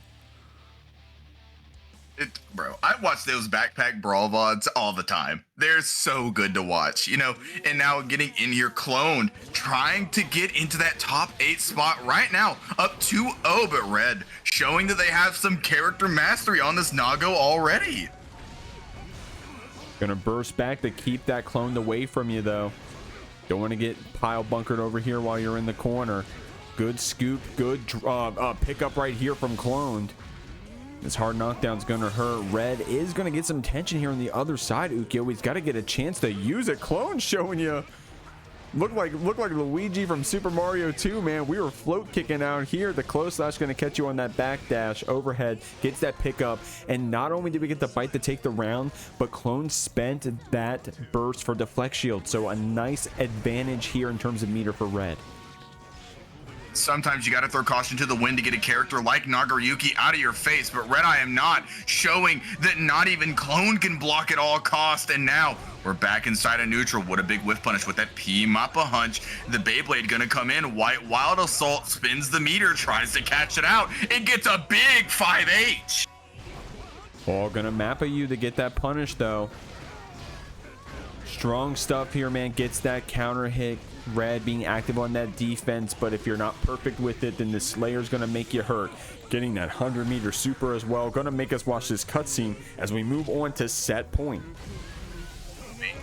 Sometimes it's about sending a message. Could have maybe killed with the Super Mappa hunch, but nah, gotta let them know.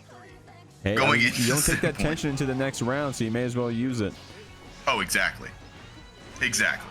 Going for the 6-8 here, trying to establish this pressure, trying to establish this plus frames, get that blood on the board, goes for the 6K, tries to get the feint going after the Wild Assault, ends up getting the low, gonna get the cross up, but what a grab from RedIAmNot. Haven't been representing that so far in the set, maybe not been able to, gets the close slash, far slash, 5H, 5K, I mean, going in for a big pile bunker, and now you're not taking that 100 meter to the next set, but Clone will move into top 8. Strong stuff here from this Slayer. Strong stuff here from this Nago. But Clone's going to be the one moving on to that winner side top 8 of the Jeekly 62. Next match already lined up, guys. It's going to be our friends Enzog versus Jack. I got to fix this overlay real quick. Ukyo, how you feeling about this match, man? Super excited about it. Right now, we have two strong players who've made it so far through the bracket. Jack, though, showing what makes them such a strong player, but the backdash coming from Enzog, able to start this pressure. You know, Bedman's not a very common character. It's very rare to see such high-level representatives of this character, but Enzog showing up here for winner's side top 8, I believe, or am I wrong? Is this semifinals? Yeah, winner's side top 8. I don't know why it says semifinals, but I think it's because it's technically winner semis on top 8 side, like the first round of top 8. Point being, guys, we have made it to the top echelon of these something like 90 players in the bracket tonight.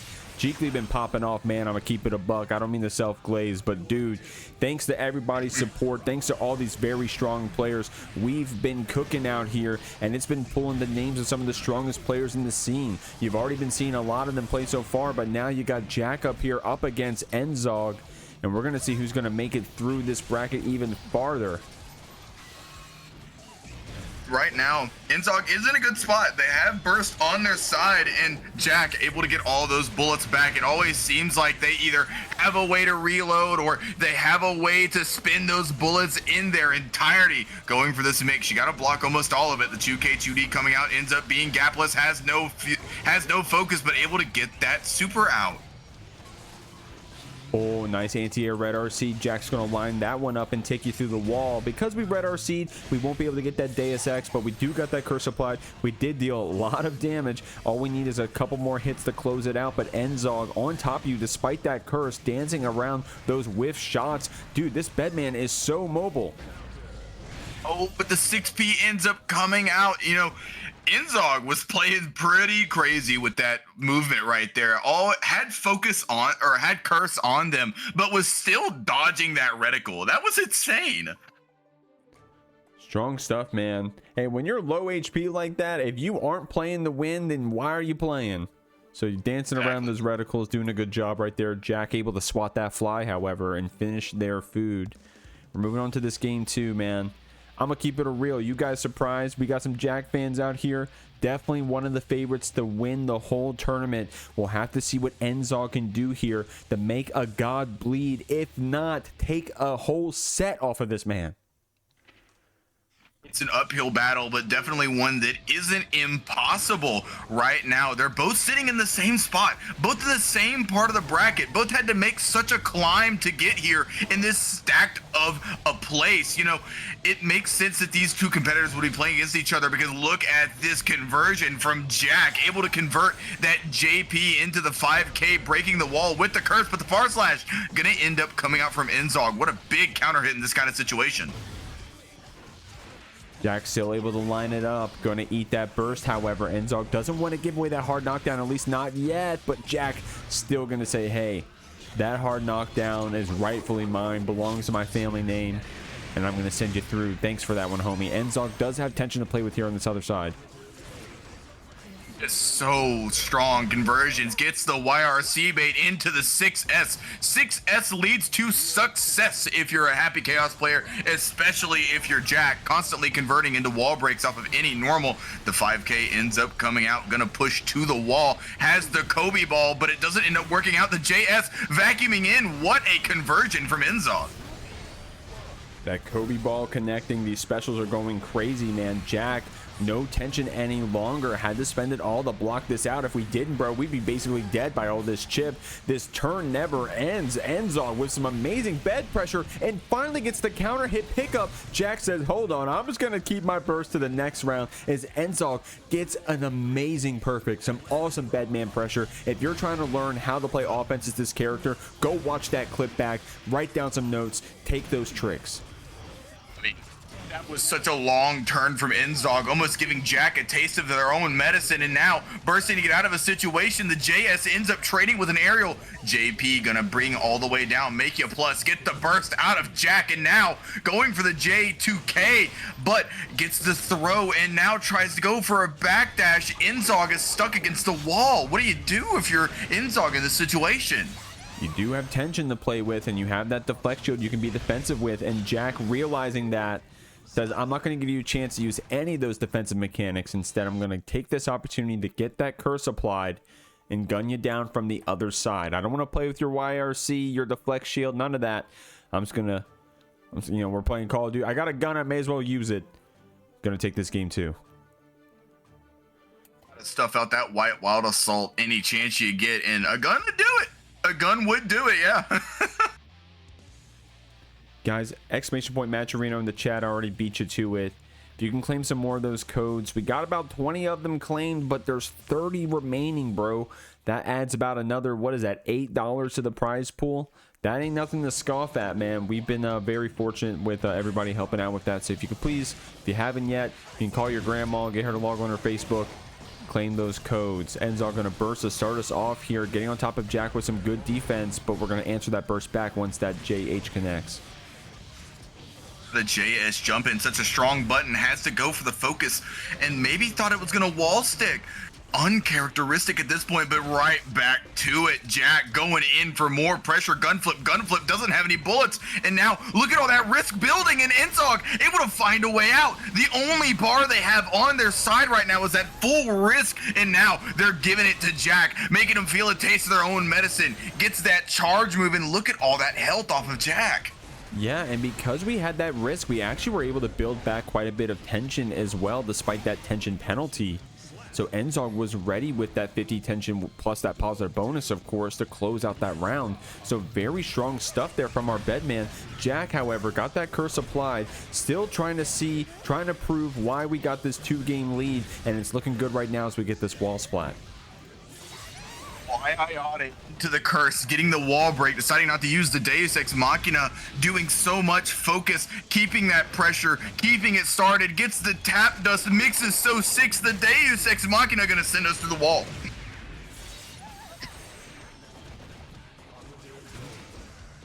Big safe jump, JS coming in here, gets the low, big counter hit, and Enzog not out of this round yet, goes for the, oh my god, I got hit, going for the sandwich pressure in the air almost. Jack though, not electing to spin the burst, knowing that it won't kill, knowing that it won't even get close, gets the BRC drift forward, gets the tap back, and now we're going through the wall once again. And that was smart from Jack, by the way, because that 5K from Bedman, I don't know how active it was, but Jack wasn't going to take any chances.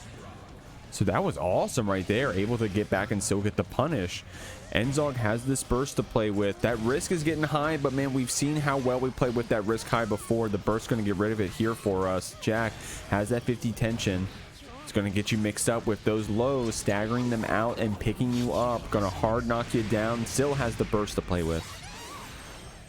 I think that's one thing that makes Jack such a strong player. Just their faith in their mix, even without the bullets, goes up for the strike throw situation that they haven't represented so far in this set. The Deus Ex Machina gonna end up breaking the wall, and that spells victory for Jack, getting that perfect, going farther into this top 8. All right.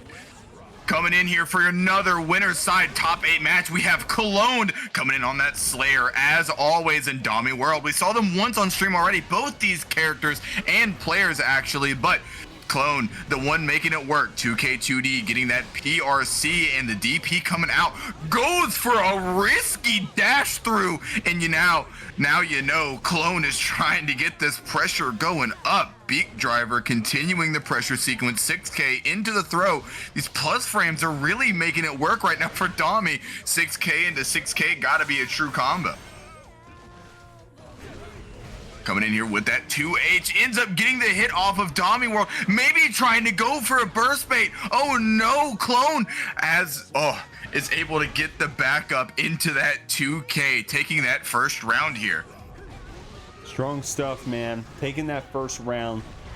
Clone definitely not someone I want to be seeing in the bracket, period. If I'm a player out here, man. She is gonna beat you, and she's gonna dog walk you while doing it. You have to burst right there. Good stuff. Domi gets that eat, gets that counter hit 6P, goes for that overhead hit as well. We're doing some strong stuff out here on this Sin, man. Bouncing around with that Tyrant barrel.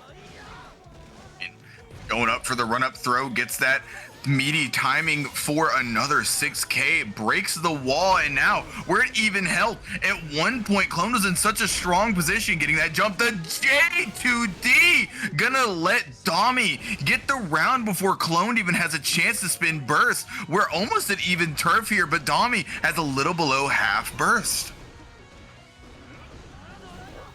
Do have a little bit of stamina here though. Whoa, man, good block on that cross up there from Domi, but Clone was still able to get that low follow-up. Gonna keep on top of you with that wild assault, but Clone really strong with those back dashes, checking you with the 5K after as well. We got a punish out here. Clone does have her burst to play with and 50 tension. Domi is actually trying to climb uphill in terms of meter advantage. And now just trying to go for that patent pending Slayer, makes the left to right constant cross ups, but Domi does end up getting some stamina back and lets that DP rip, punishing Clone for getting that close slash 2K2D. You're in another mixed situation. You can only guess right so many times. Pile Bunker gonna push you into the wall, and Pile Bunker gonna send us into the next game. Clone going up 1-0. Strong stuff, man. Shouts to Jesse over there on the YouTube side. Soba out here, super Mappa hunching. Soba, you got a gift sub, by the way, homie. Or did you do that sub? Either way, welcome. Fabiana with the high racks. Don't let the dandy take Domi. Not today, man. We gotta keep away this Dany. And also Kaito over here. Yo, guys, by the way, you guys see Kaito Dandy up here. I didn't give my man a shout. One of these Slayers probably still here in the chat. Checking out Clone, trying to get another Master's Hammer, but did Domi just scoop her out with Close Slash? So I don't know. I was looking at the chat. Kaito Dandy. Oh, that's cool. But the Tyrant Rave gonna send us through the wall, get us a hard knockdown, and Domi is so strong when using it. Gets that counter hit from that situation, and Domi is in another winning spot for this round. Good start here, good clap back, I'd say. Clone, of course, getting that last game. Trying to do that 2D, but that Dany step back. Gonna keep yourself safe from it. I like that 2S OTG real quick just to keep yourself humble. But Domi's gonna get another wall spot. Man, it's crazy because Clone has you in the corner. She's the one beating your ass, but Domi's still able to get that corner steal and actually turn it into his advantage. I mean, and it just speaks to the power of these players, if I'm honest. Domi able to reverse the situation almost at any time, keeping it very close right now. Gonna end up getting that deflect shield out, and the big Mappa. Oh no! The Pile Bunker didn't end up hitting. I know that Sin has a weird air hitbox, which does miss. You got it, Jeek. I'm my bad.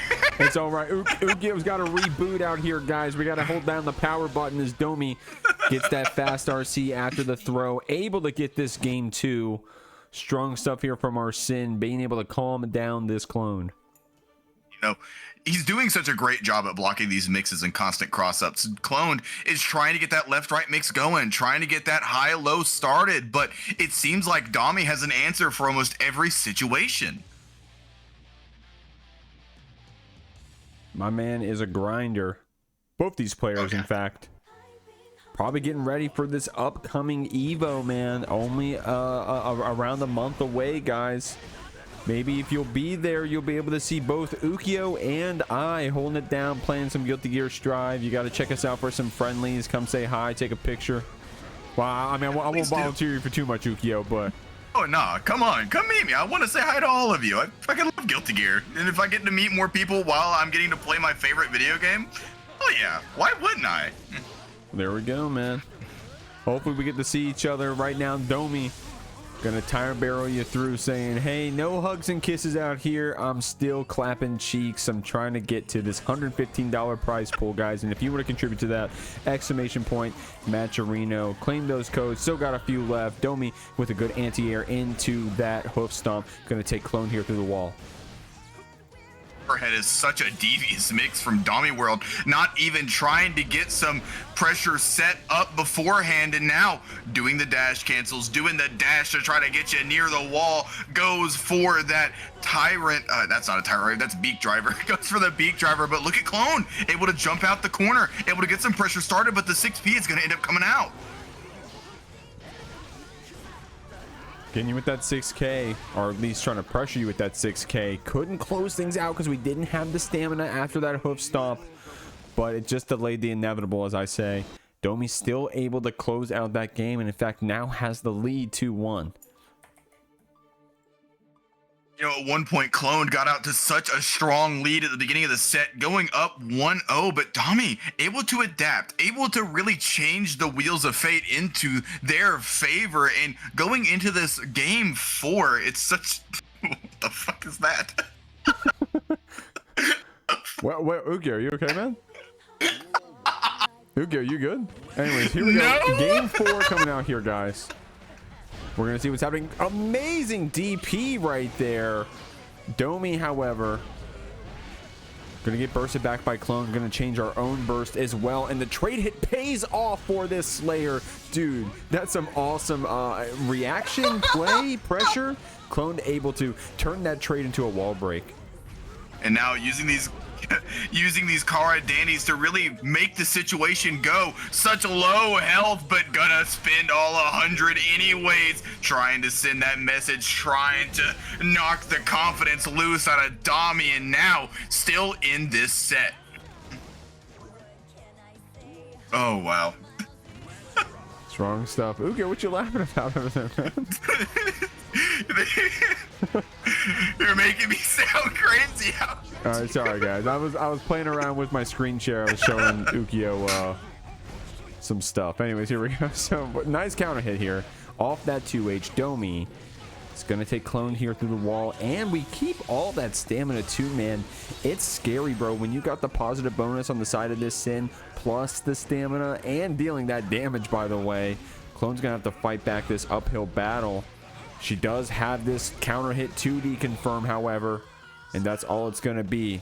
Of course, the life lead was in her favor, so able to shut down that resource usage from Domi, evening up the games. We're going to game 5, Ukio. You know, one thing that I keep saying, it's what made me need to reboot earlier, is Clone keeps going for this bunker route that tries to pass through the Dami as they're stuck in the air from the Roman cancel. And I know that Sin has a really weird air hitbox, and it messes with a lot of Clone Slayer's other routes, to be fair. So maybe trying to go for something that might not work, I don't know. But going and getting that burst out from Dami in such a strong spot right now, 5K, 2D, goes for the dash through, and tricks up the dandy step. Why did she get my punch?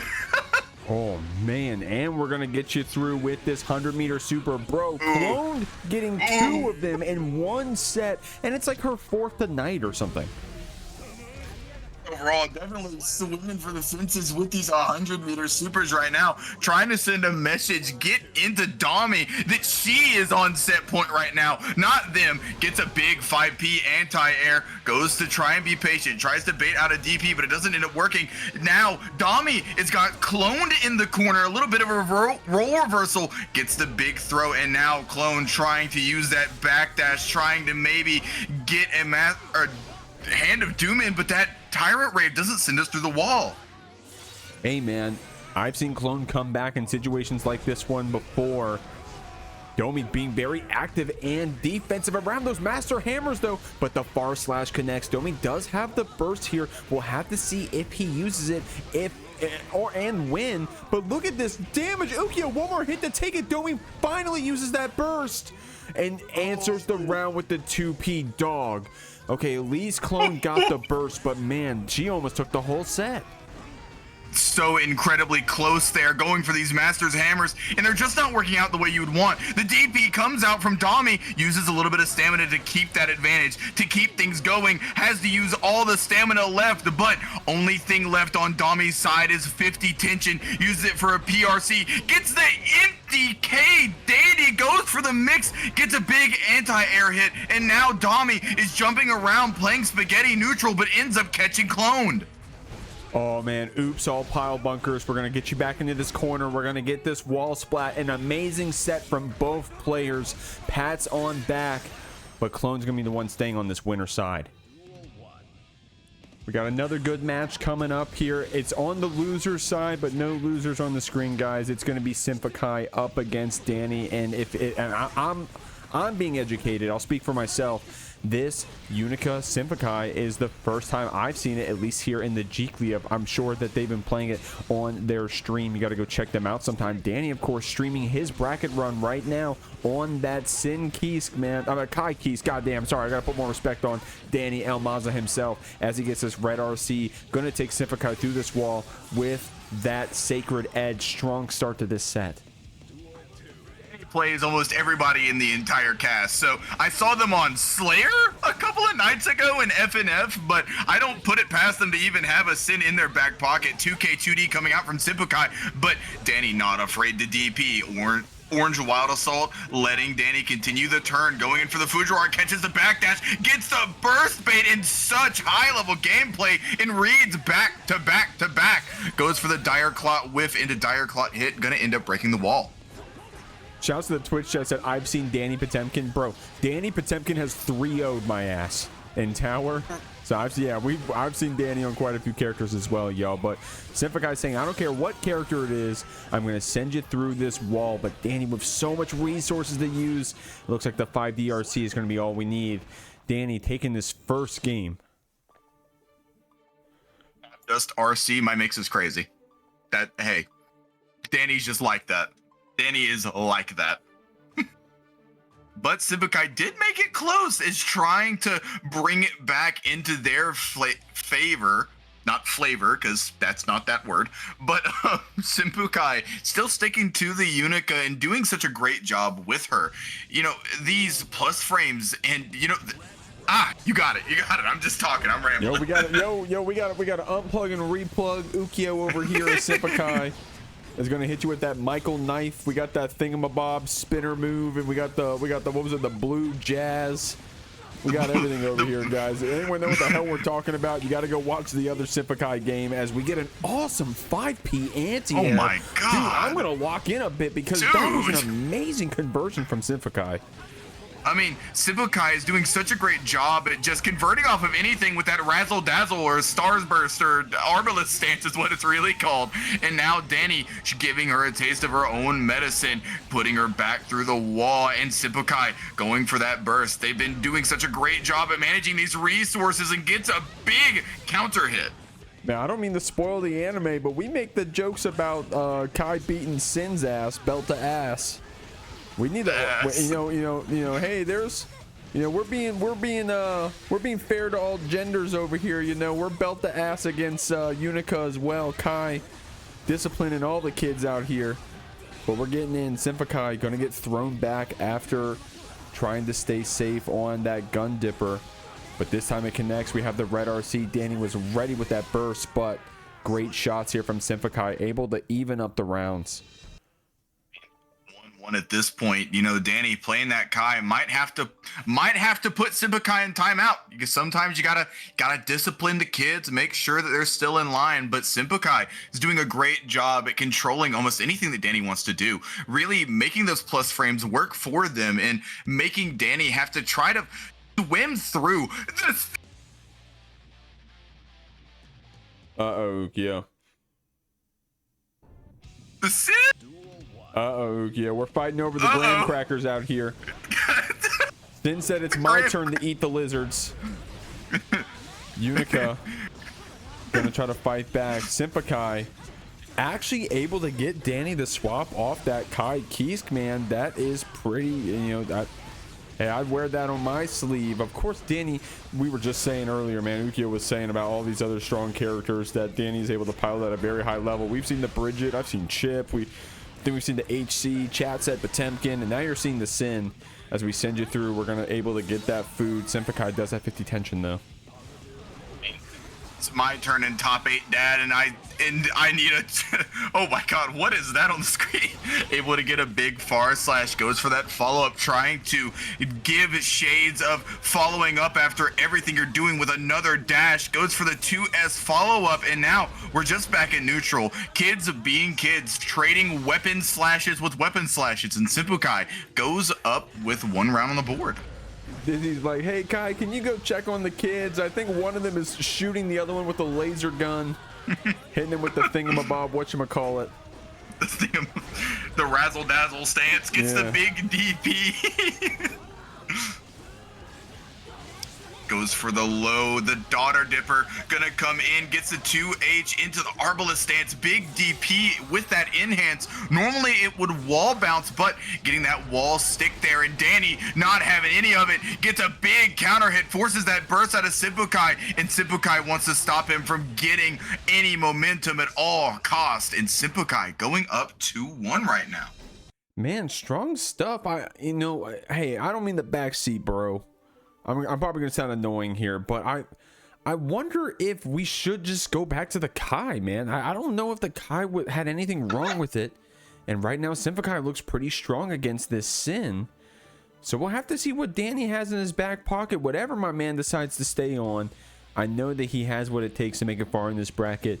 Ukio alluded to it earlier. Shouts to Avarice from OEG. Helped us put together some data where we found out that Dany Maza actually has won the most Jeeklys ever by far. Jack is creeping up, and I think in third place is RedIAmNot.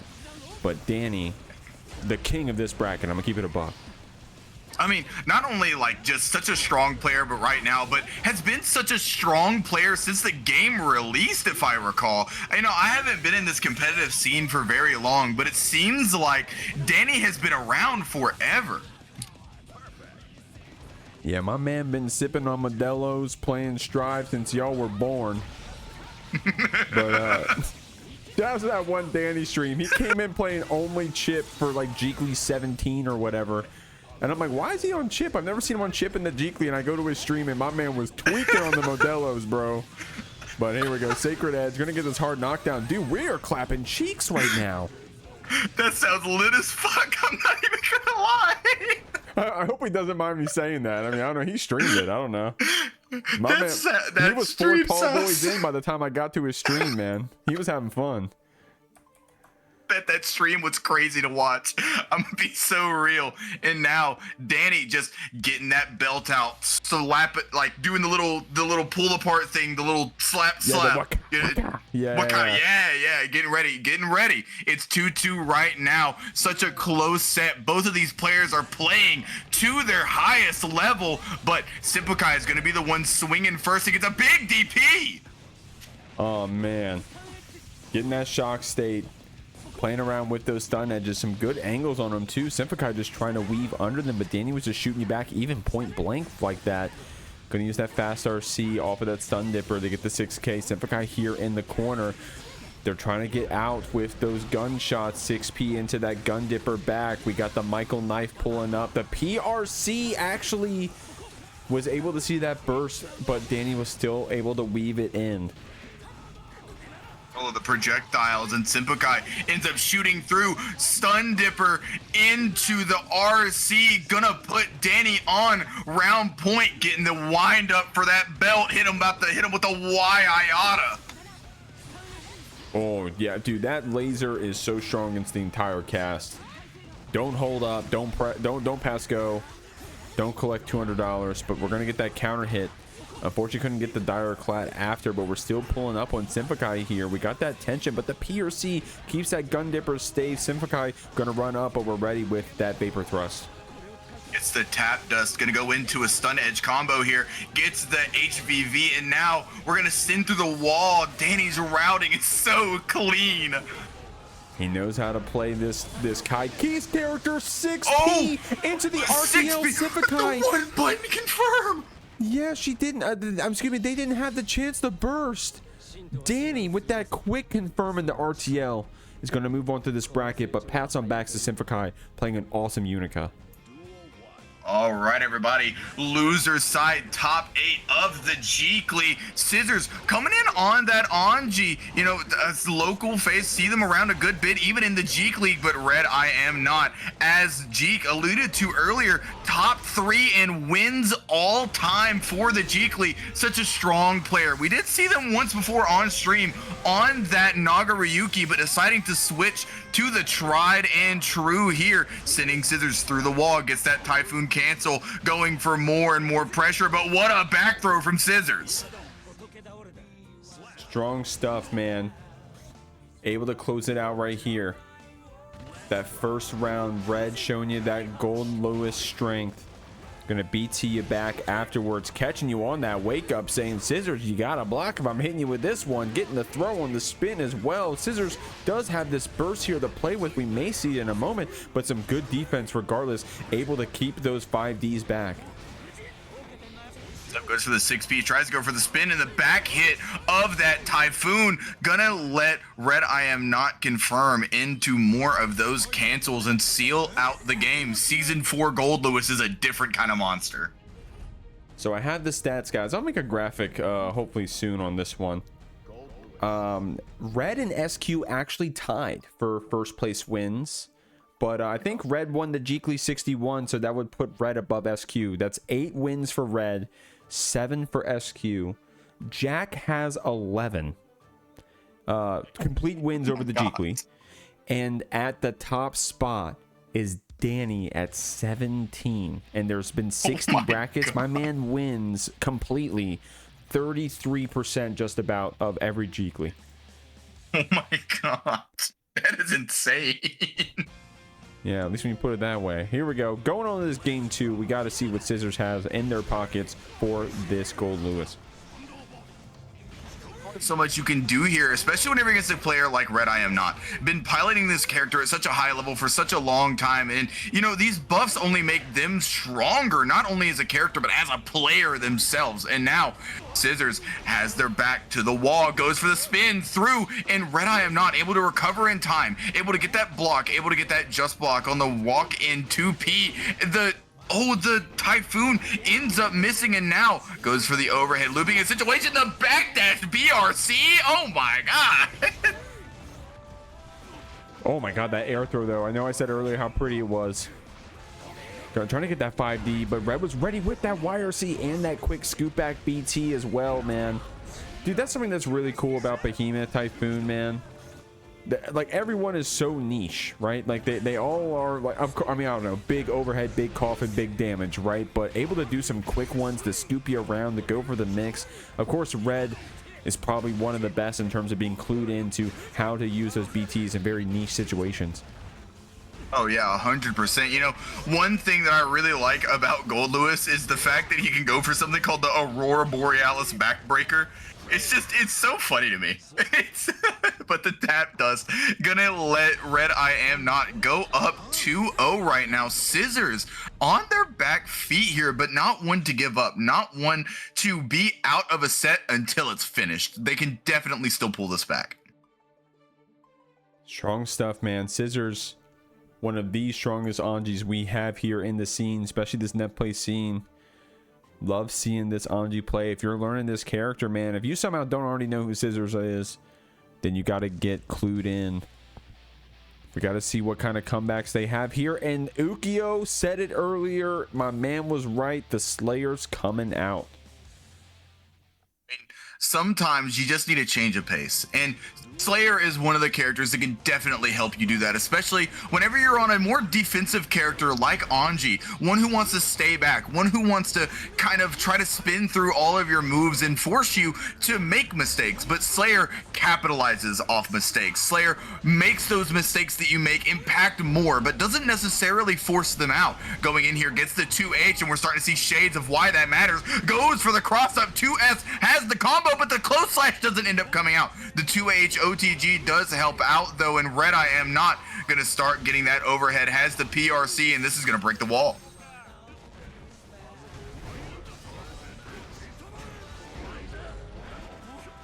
Tap dust end up coming out, the 2P gonna end up connecting, but RedIAmNot gonna be able to secure the round after all. Such close stuff going back and forth.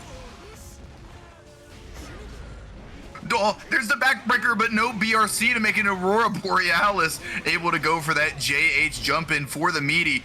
Goes for the K Dandy, gets the step back P Mappa hunch, trying to make RedIAmNot crack, but the only one. Oh, this, the BRC!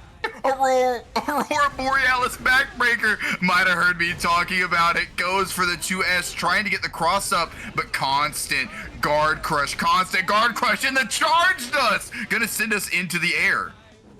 Strong play right here, and I love that very confident jump up there from Scissors. Almost linked all that together off of that 2K, and the cross up on that Master's Hammer into that bite. One more hit would take it for either player. Red with a great tech after that YRC. Scissors getting those plus frames after that Master's Hammer, and the 2S stagger closes out that round. Still set point here for RedIAmNot.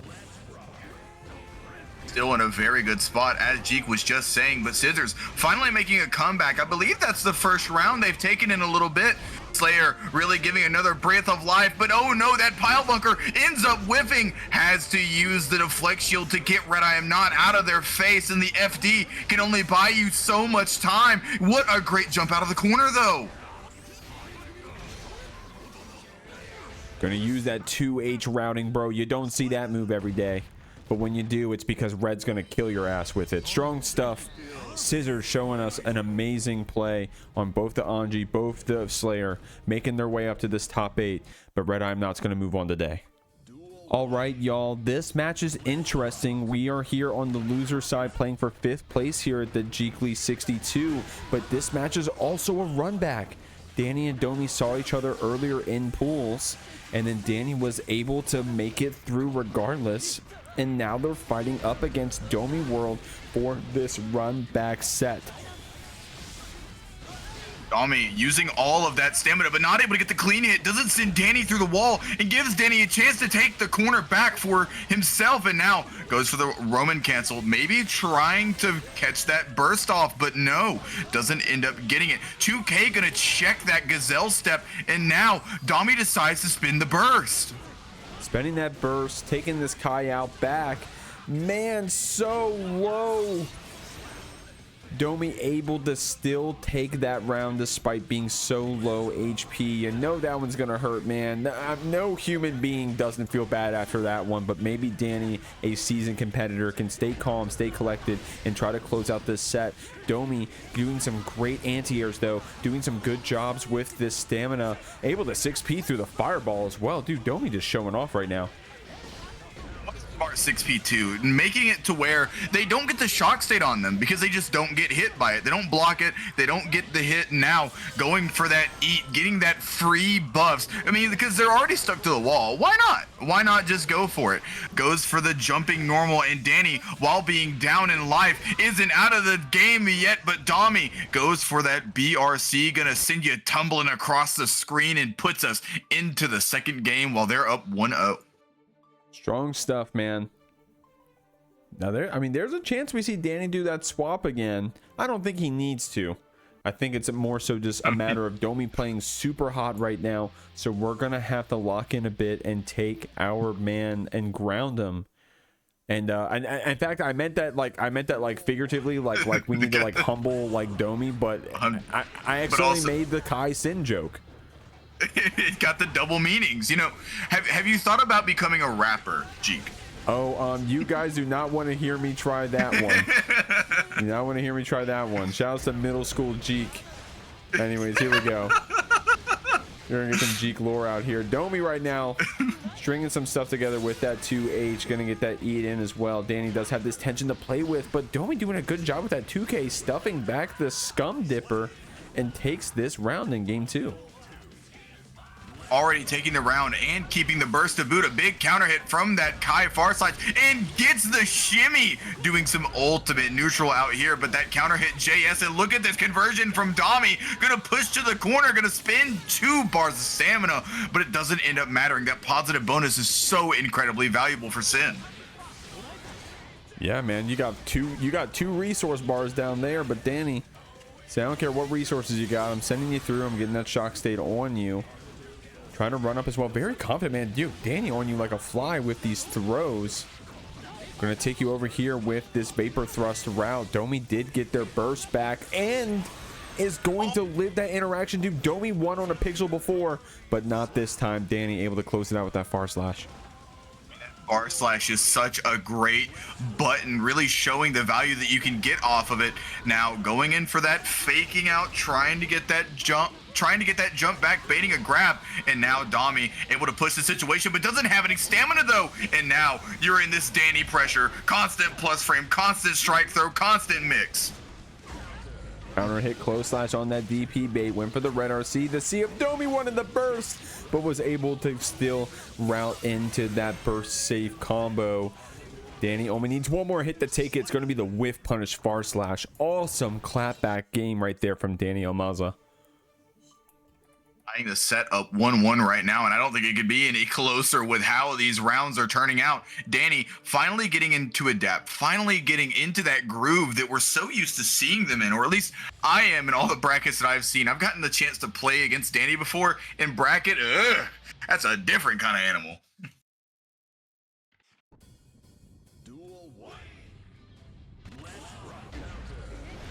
Gets a big counter hit far slash to start the round. Mirrors of what we saw in that last game starting out. Dany, though, using that burst, knowing what Domi can do in the throw clash. Big 6P. Counter hit right there lined up for Dany, but Domi was able to get that burst. So Dany, unfortunately, is going to lose that tension as well. Dany going to FD, Domi rather going to FD you back. Still has that stamina as long as we get a good hit in the PRC to try to keep some of these whiffs safe. Dude, I love how confident both these players are in taking space, man. And you don't need to do so with these approaching special moves that both these characters possess. You can do so with just walk up block, and it's such a strong option. Both these players showing you why. Not only in controlling space, but where they're standing, but also by contesting space. Not letting anybody have a free jump in. Not letting anybody have a free walk in. So not only are they great at contesting space and controlling it, but they're great at making it so hard to gain and go forward. Getting that 2K to get that tumble wall splat. Domi was ready to spend that stamina. Dany getting pushed back here, but getting that stun dipper for the soft knockdown. 5D2. Dany is so good at realizing that the red RC is coming and then mixing you up with that 5D, building the meter on the hit, and then confirming or keeping himself safe if he has to. Such a good use of that tension. Tried going for that safe jab there that I know Kai has with that 5K. Now going for another burst bait, 6K, and that is the second time that Dany has been able to bait Domi into bursting off of that 6K combo routing. Dude, strong stuff, man. Chrome said, see, Dany is a monster from the 5th game on. That's what I said. That's exactly what I said. Check the logs. And shout out to Avers. Avers, we were shouting out your stats earlier, friend. Thank you for doing that. That's the Avers I was talking about, by the way, who helped us do those stats. Shouting out that Dany has the most Jeekly wins, period. We're going to see if he can do so again tonight. He's going to have to get through DomiWurld in this run back match, and the set's not over yet. Of course, Dany has the lead, but Domi was the one who put Dany here in the first place. We'll have to see if Dany can make this run back, this comeback, this, get his revenge, or if Domi's going to prove that this is his seat in the top 8. Right. Domi's making a strong case for it, using that 6K, getting some plus frames on their side, run up 6P into the 1 button, confirm into the Tyrant Ray. Maybe if you gotten a clean hit, it would have killed, going in for that safe jump. And now Scum Dipper RC, and what a fuzzy jump from Domi, getting out of that throw, getting that hard read, and getting around on the board. Using that stamina to line up the close slash. Look at this routing. Try to go for that 6K, but Dany said, hey, man, you got to keep those true. Actually, even if it was true, was ready with the DP. Going to get this throw as well. Domi does have tension to play with here, Ukio, but we don't need the tension yet. We're just going to spend it on that DP stamina cancel. Just using the stamina, goes for the run up overhead, and Dany decides to burst automatically. Doesn't want to let Domi have any kind of momentum, but he finds a way. Sin finds a way and gets the free buff while they're stuck against the wall. And now Dany has to be patient, has to get back, but Domi is gonna go up into this game 5 with Dany. As you said, Jeek, it is a run back, but man, oh, we're going to game 5. Dude, this has been awesome stuff from both of these players. I've been really liking and enjoying this set so far. Very confident right there from Domi. You saw, I think, was a 2P on the 6P startup from Dany. So Domi very confidently pressing into that startup of that command normal. But game 5 coming in, guys. If you're having fun watching this stuff, I'm going to do some quick shills. If you please claim a Matcherino code while you're at it. And also, if you're watching on the YouTube or if you're checking out here on Twitch, please give that channel a subscriber or a subscription rather. I would really appreciate y'all. Domi trying to get this 2P locked in. Dany trying to show you the power of that far slash. But we're just going back and forth, man. It's pretty scrambly so far, Ukio. Trying to use these defensive options and using that IBFD to push out Dany, and now we get to see something we've seen so many times before, that dive kick conversion gonna send us through the wall. Still 1 bar of stamina on our side. JP is gonna end up coming out. Scum Dipper RC tries to go for the stagger pressure, but Domi's not having it at all. Gonna go spin that stamina and put themselves on set point. Domi playing so strong, saying, hey, I deserve this spot. I proved it once, I'll prove it again. Of course, Dany playing so hot in this set, but able to burst to keep that wall break from coming out. Domi getting this whip throw punished. Dany's going to take you to the wall. In fact, send you through after that one. All of a sudden, this round, we're evened up. Version from Dany has infinite knowledge on this character, it seems. Gets that 1 counter hit, and now the RTL gonna come out. Goes for the Roman cancel, drift backward, goes up for the throw, and Domi, you're stuck in the vortex now. FD pushes you back. The elk hunt doesn't manifest into anything quite yet. Domi not spending that stamina yet. In fact, going to YRC through that 5D, spending the stamina now to close it out. Dany playing so awesome in this tournament, guys. But DomiWurld's going to keep that spot here in the top 8, going to move on. Dany doing such a great job at defending and playing offense, sending it to game 5, but Domi just barely able to inch them out. Such a strong appearance from this player, but this top 8 is also just as stacked. Man, I feel like I can't say it, man, because I'm biased, obviously, but dude, I don't know, man. These tournaments always look so crazy with the player pool that we have, and we're moving on. We're playing it crazy over here. This is a matchup I don't think I've ever seen in a Jeekly. I'm gonna be real. I don't ever think I've seen a Bedman in the Jeekly before. Oh, there's been a couple here and there. Really? Oh, 37 rats, I guess. No, that's Academy. Have they played it in Open yet? Off the top of my head, okay, guys, we're trying to figure out how many Bedmen we've had before. Big shouts to Tekamek. For sure have had Tekamek playing over here in the Jeekly before. I want to say there was another one I'm missing. Guys, I'm sorry if I'm blanking on you, but right now it's going to be Enzog up against RedIAmNot. Red going to have to spend that burst. Enzog doing some good stuff with those pins, but that level 2 drone was still on the screen. You had to sit here in the corner with it. RedIAmNot showing a decent mastery of the set so far, punishing out that Enzog backdash. What a call out, but Enzog able to get the corner themselves, able to force RedIAmNot to have to hold back, and now going into the corner switch once again. That grenade gonna end up coming out, and now you're holding down back for your life. Enzog gonna end up losing health first. RedIAmNot putting a round on the board. I need to do a quick shout out, guys, to Mr. Dany Maza himself. Big shout outs to him. He played so hot in this tournament. The king of the Jeekly, by the way. The biggest winner in terms of Jeekly wins. Dany, I don't know if you are aware, but you have like 17 wins in the Jeekly combined. So you are the biggest winner here in the Jeekly. So big shout outs to you. Thank you for that for that raid. You came in just in time. RedIAmNot getting the perfect here to start off this set against Enzog. Dog is playing so hot right now, but you're running up into buzzsaws like Jack and RedIAmNot back to back. That's gotta suck, but you can only go up from here.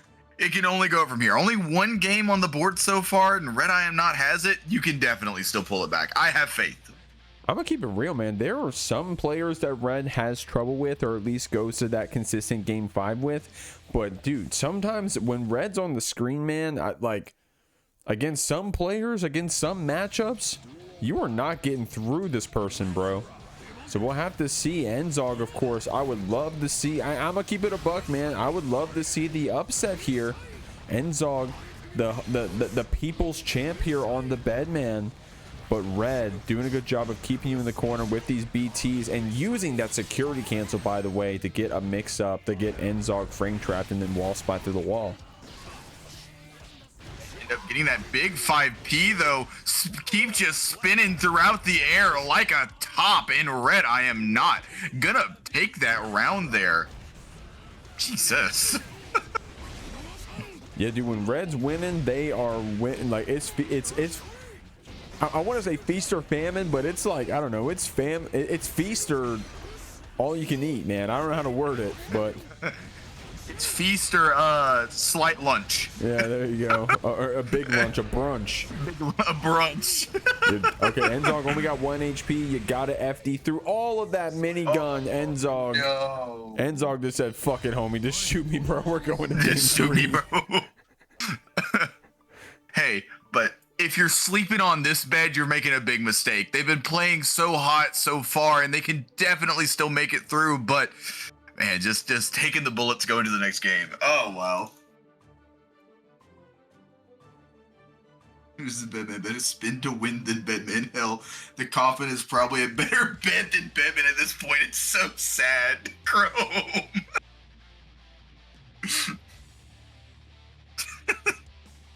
Chrome's spitting in chat right now.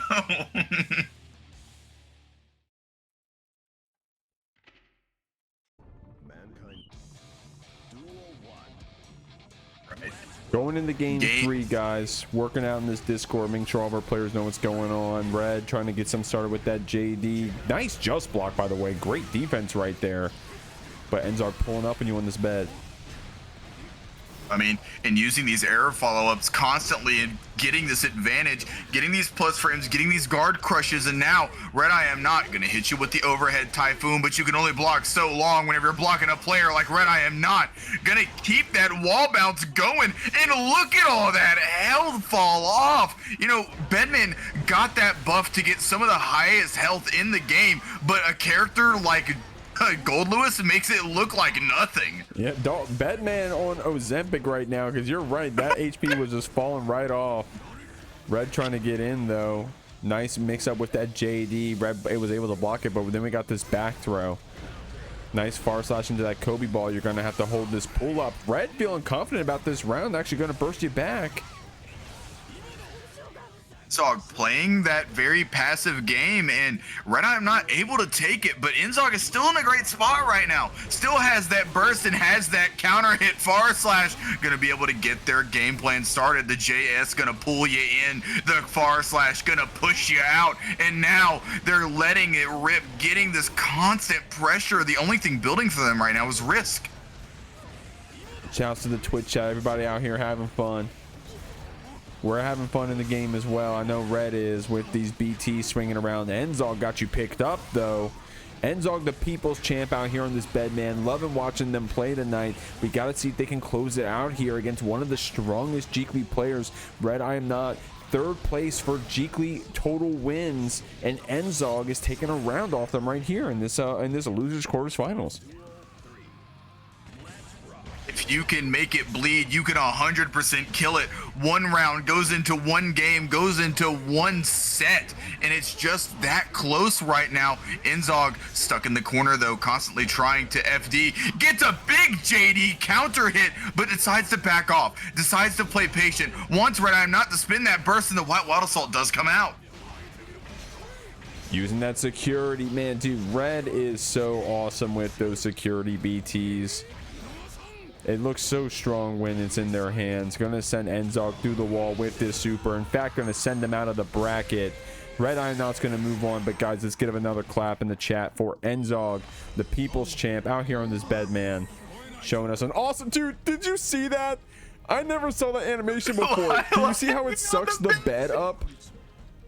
Yeah. Oh my god, I've never seen that. Unfortunately, I don't have it in the replay, guys, but when Goldlewis beats Bedman, the bed gets sucked up in the fucking thing, and Delilah's like hanging onto the bed. That was so onto awesome. the side of the bed. I've never seen that before. I've never paid attention to that.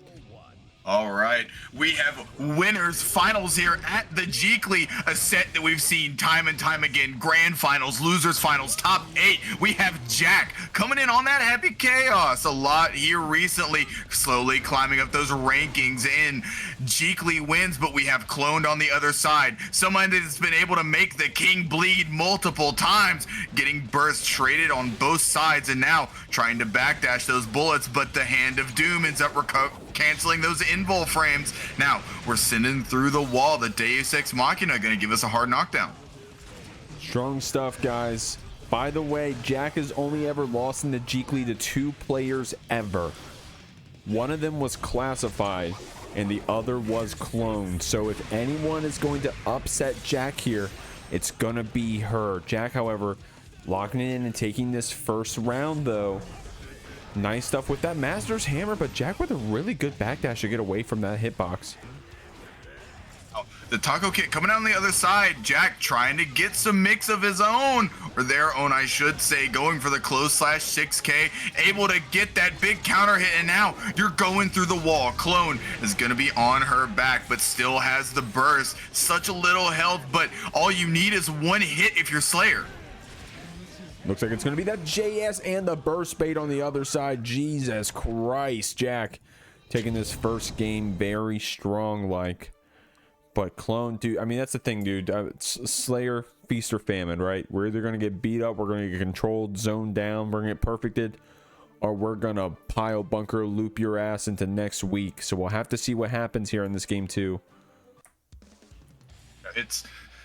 As a Slayer player myself, I definitely feel that. It's very feast or famine, but whenever you're eating, oh wow, it's good. It's so good. And you know, Jack going up 1 game here, we've seen this situation before. I know Jeek's already said it, but Clone has been able to take them down in the past, but that 5S gonna end up catching, and now Clone has no burst, spinning it automatically. The roll through, gonna get the gun flip, gonna push you to the wall. The Deus Ex money, as Dank would say.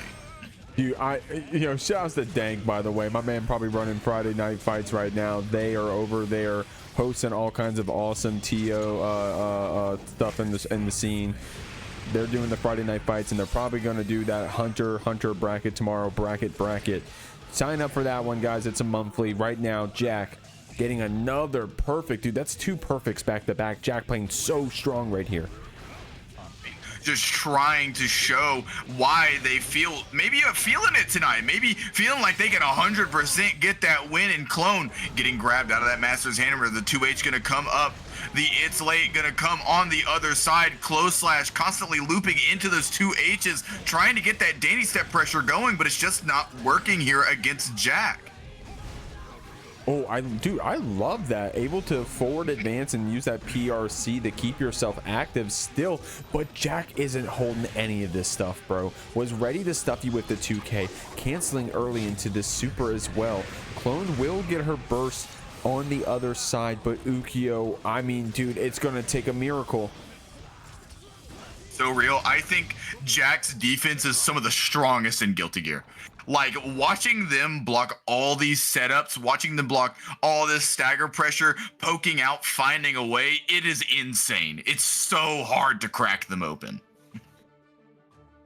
Especially with how good they are with a Barre, by the way, Uki. I mean, yeah, that like the lean into that, you know, using that 2S, using that 2P, able to push back Clone to stuff her out the 2K we saw literally in that same match with Dany step forward. It looked like she was about to go into the overhead.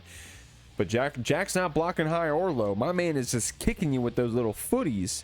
And we're moving into game 3. We're going to see if Jack's going to make it to this grand final side. They're 1 game away too, but Clone getting the color switch to color 12, maybe trying to get the tides reversed, trying to find it, dig deep. The roll through gonna end up hitting, and now Mappa Hunch gonna be there. The backdash gonna come out from Jack, getting away from that Master's Hammer, and now we're just sending it through the wall. The Deus Ex Machina. Man, this is the evil Clone, bro. This is a Shadow Clone. Shadow Clone. Yeah, shit. We got some Shadow Clone jutsu coming out right now. We're pulling up on you with that Dany step low. And I like that 5K from downtown as well. That's a big kick right there, and Clone's really good at using it. No way Jack was able to juggle you with the shots, push you up on the corner, and then shoot you through like that. What an awesome play.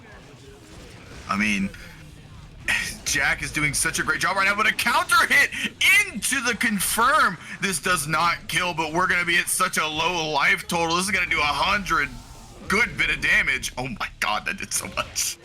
Is that supposed to kill? No. Is this god, crazy, no. Ukio? I think I wanted that to kill. Oh, I wanted it to kill too, but I'm not biased at all. Oh, yeah. I mean, damn, 100 tension. I actually, you know what, dude? You put a gun to my head. I would have told you that was gonna kill. Master's Hammer comes out. Yeah. Jack ready with a burst. Sadly, it does have a good bit of scaling like we saw there, but definitely still does do a lot of damage and get handing out back shots. That's all I can say about that combo right there. Jack, even with this universe debuff, is still going to be aggressive with that run up, and Clone's going to check you with that pile bunker splat. We're going to have to see. Jack does have full Happy Chaos resources, but Clone going for another command grab is actually going to answer that round. Still set point for Paragon's Jack, still stuffing you back with that 2K, shooting you down despite the flex shield and crossing you up as well. Now, all Clone can do is just try to use these defensive options, FD, deflect shield, and Jack's not having none of it, kicking you like a soccer ball down the road, and now gonna send you into through the wall on your back. Now looking so good in this set.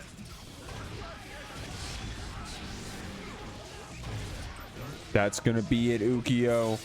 Jack sealing it out with that perfect. Clone is still in this bracket, but she's gonna have to come back up from that loser side. Down here on the loser side of the bracket, guys, loser semis to be exact. Domi's going to start off with a punish throw.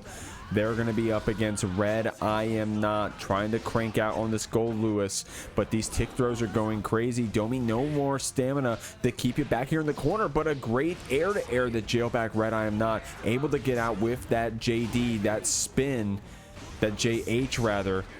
Ukio, this is going to be a fun one, man.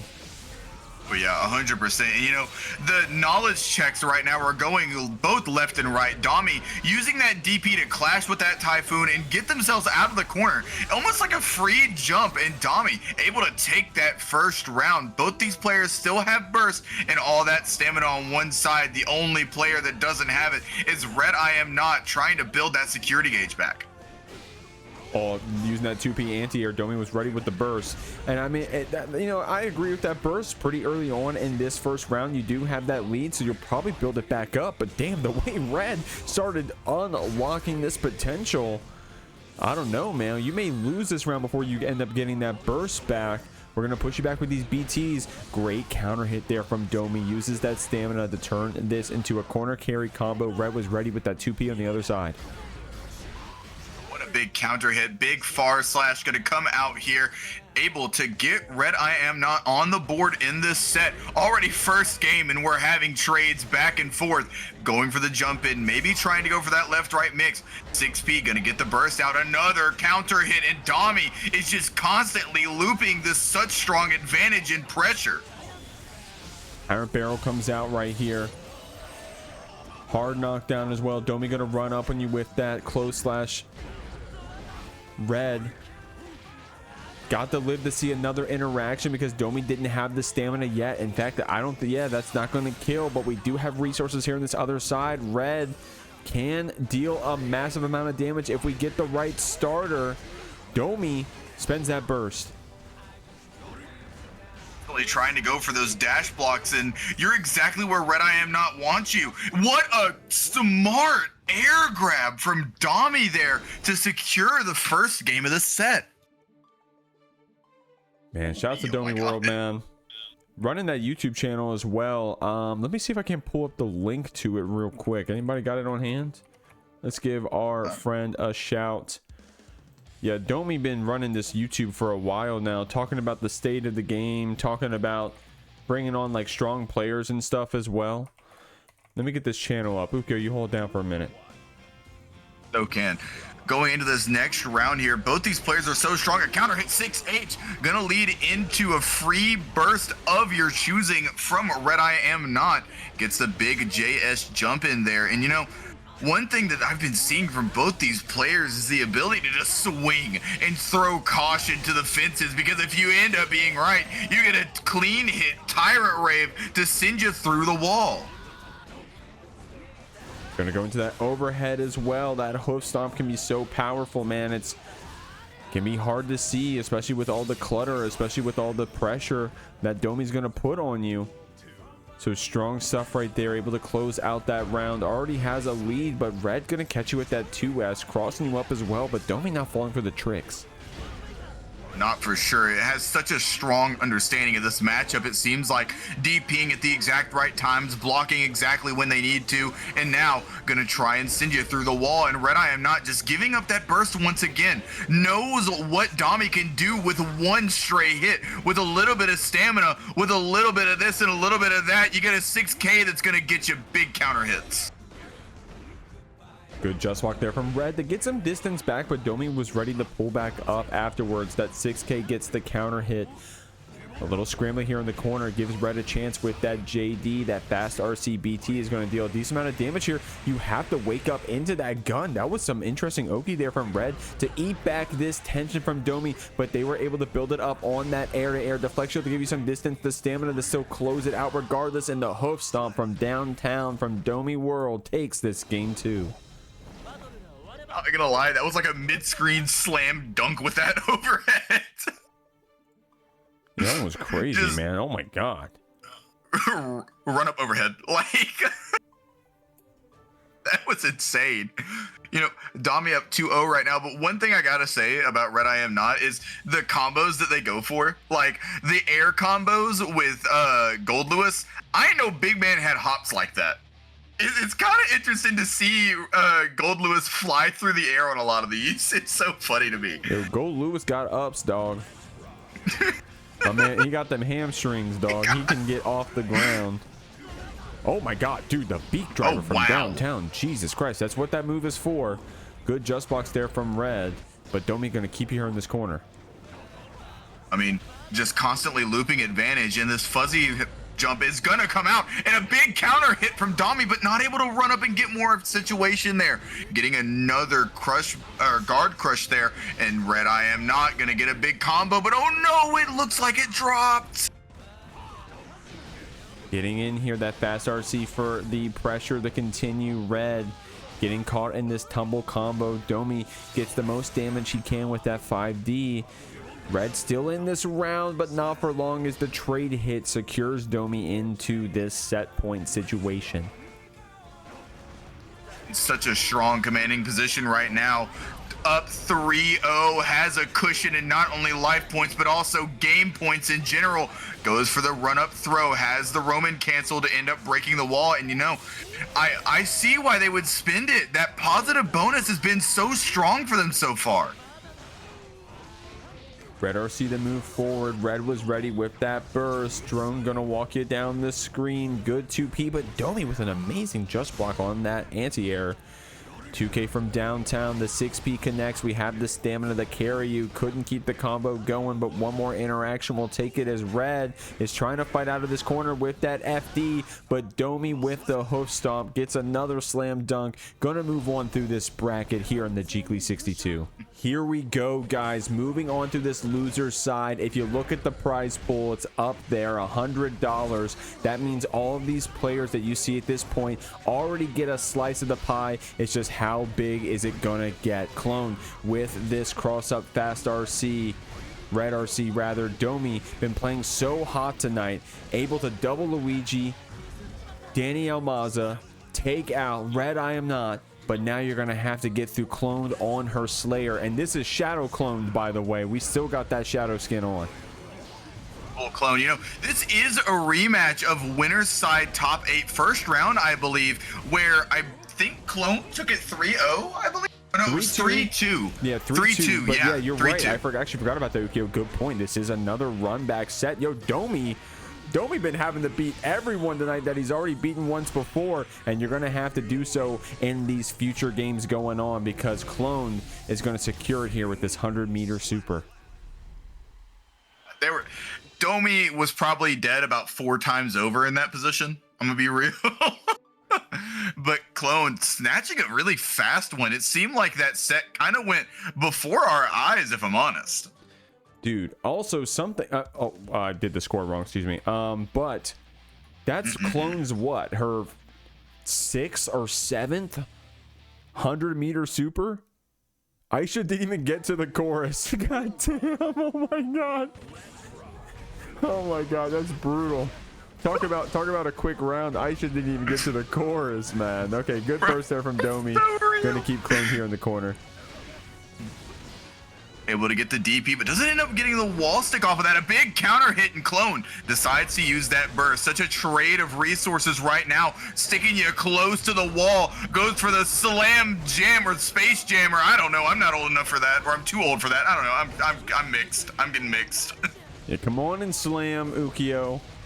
And welcome to the, what is it? Jam. You welcome got to it. the jam. To the jam. Yeah, that Clone's going to send us through. Okay, I'm sorry, dude. This commentary is ass. We're tired, man. This is game 19. Domi playing so hot right now, sending Clone through. Let's show some respect on these players. As Clone trying to get that Dany step low for the trade hit pays off for her. Dude, I got to give Clone some credit. She's got to be one of the strongest players I see here in the online scene when it comes to trade hit situations. Of course, Slayer lends himself to that, but she's so good at turning trades into wall splats, into full conversions. She's so strong with it. I mean, not only that, but her recognition of the hits that she gets, not only off of trades, but just straight hits in neutral in general. It seems like she has like a combo for every situation and never drops. Going in here, getting the mix, the left, right, jumping out of the situation, and the big counter hit, and Clone is up 2-0 in this set right now. It's Shadow Clone, by the way. This isn't actually Clone. This is Clone's evil twin sister coming out on the Shadow skin. What was it? What's the? How would you say cloned in reverse? The lonk? Cloned? I don't know, man.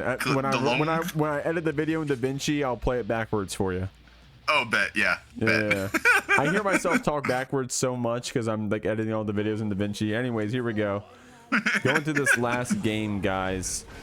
Trying to get that Master's Hammer. Dude, Sin has a pretty good matchup against Slayer, I think. And don't crucify me if I'm wrong on that one. But, of course, being able to backdash out of those Master's Hammers, being able to stuff you back with some of those big normals with those active 2Ks as well. Clone going to splat you here on the wall and was ready with that SMH. I mean, not only that, but having a DP really helps in this matchup. It really stops Master's Hammer or any of the Dandy step follow-ups from being a real, true threat. But Domi here is absolutely getting mixed. Clone is doing such a great job at nullifying all these options. And there goes that DP, catching that 2H from Clone. And now we're just pushing closer and closer to the wall. But Domi has no stamina. Iron Barrel coming out. Hard knockdown happening out here, guys. Domi gonna walk up on you. I like that little dash block for a second there, just trying to see how active Clone was gonna be on her wake up. But the overhead into that fast RC is gonna take this round.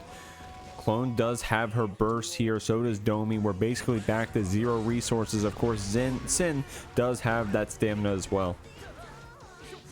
5Ks and gets the 6K feint into the low. The 6P coming out from Domi, almost using it like a 6P. We've seen them use it on wake up so many times in this conversioning, not even using that many bars of stamina. The 2H gonna come out from Clone, trying to bait out some option, trying to get Domi to flinch, and there it is. Domi able to push Clone into the wall, uses that Wild Assault to take her burst and gets the free wall break from it. And she does have this burst to play with, but at this point, I think any hit will kill, so she can't use it defensively outside of the flex shield. She's going to have to be aggressive with it. Domi doesn't get a chance to burst here quite yet because we got that command throw in. We do it afterwards and then catch the landing recovery. I think that was landing recovery. We'll have to see. Was Clone active in the air? Good thing I have these instant replays to see, but Domi's going to go ahead and get this game 3. I wonder if she was trying to do JH and like it extended her hurt box down, so she got hit by the gazelle step, or not gazelle step, Elkon. And of course, I think just simply backdashing was all it took, right? You backdash like that in the air, when you land, you have that extra landing recovery. I don't know the frame data on that, but I guess I should. But anyways, here we go. We got that far slash from downtown. The dude, why the Slayer got 4 6Ps, man, including close slash and far slash. Oh, he needs it, Teehee. Close slash 2S 2H gonna go for the reset. Cloned, known for being able to go for those resets at a moment's notice, but doesn't get the combo that kills, and that's not what you want to see. Goes for the hand of doom, and Dami has a chance here. Goes for the ride the lightning, probably gonna spin the rest of that meter. Oh no, doesn't get a chance to. Gets that wall break. Gonna pile bunker on the other side, sealing that round. Even though Domi was clapping your cheeks there for a second, Clone was still able to finish her food. Spends that burst early. Has a good opportunity to do so here. Domi using all that stamina there. Oh my gosh, and the Wild Assault as well. So we spent a lot of resources. It looks like it will pay off because we did have the tension to confirm that next hit. Oh, and a big frame trap on that 6K, but what a 5K from Clone. Getting that overhead hit. You get a loop from that? Uki over there taking notes. So cool. The YRC connects even on the other side. YRC doesn't care what side you're on. Ooh, goes for that stagger strike throw pressure. Frames of his father's sin, going for more and more pressure, vomiting out plus frames, it feels like there. And now Dami is really making a claim back for this set. Cloned is on set point, but Dami's not having any of it. Strong stuff here, getting that eat, getting this Tyrant Barrel as well. Hard knockdown. Domi has this burst to play with offensively as well as defensively, possibly. Unfortunately, can't get that punish on that gold burst, but we do block it out. Clone does not get that positive bonus that she wanted. Does have that 50 tension, going to do so on this red RC pile bunker. Domi answers back with his own tension. Going to go ahead and close this one out with the stamina. Domi taking us to game 5 here in this losers finals. What? I think clapping cheeks was mentioned. And now we're going to game 5. You know, Cloned was up 3-0 at one point. Like that is, or not 3-0. What am I saying? She would have won the set. 2-0 at one point. And now we're going into game 5. She gets so close to claiming these game and even these sets, but Dami just fights back every time. Yeah, and this, for these players tonight alone, this is their game 5. Remember, their first set was 3-2, so going to game 5 in this set as well. Man, these players have been playing against each other for almost an hour at this point, it seems like, in this bracket. So if you're looking for this matchup specifically, you have a lot to chew on in terms of what to learn. Domi gonna spend that tension on the Tyrant Barrel to start off this round. Now it's the big low hit, but text the throw, and Dami reverses the situation now on set point. It's up to Cologne to adapt to be able to take this. Shadow Clone coming back out here, FDing back this Sin, but getting counter hit on that stagger pressure. The hard knockdown connects. Clone does have her burst on this side. We'll have to see if she gets a good chance to use it.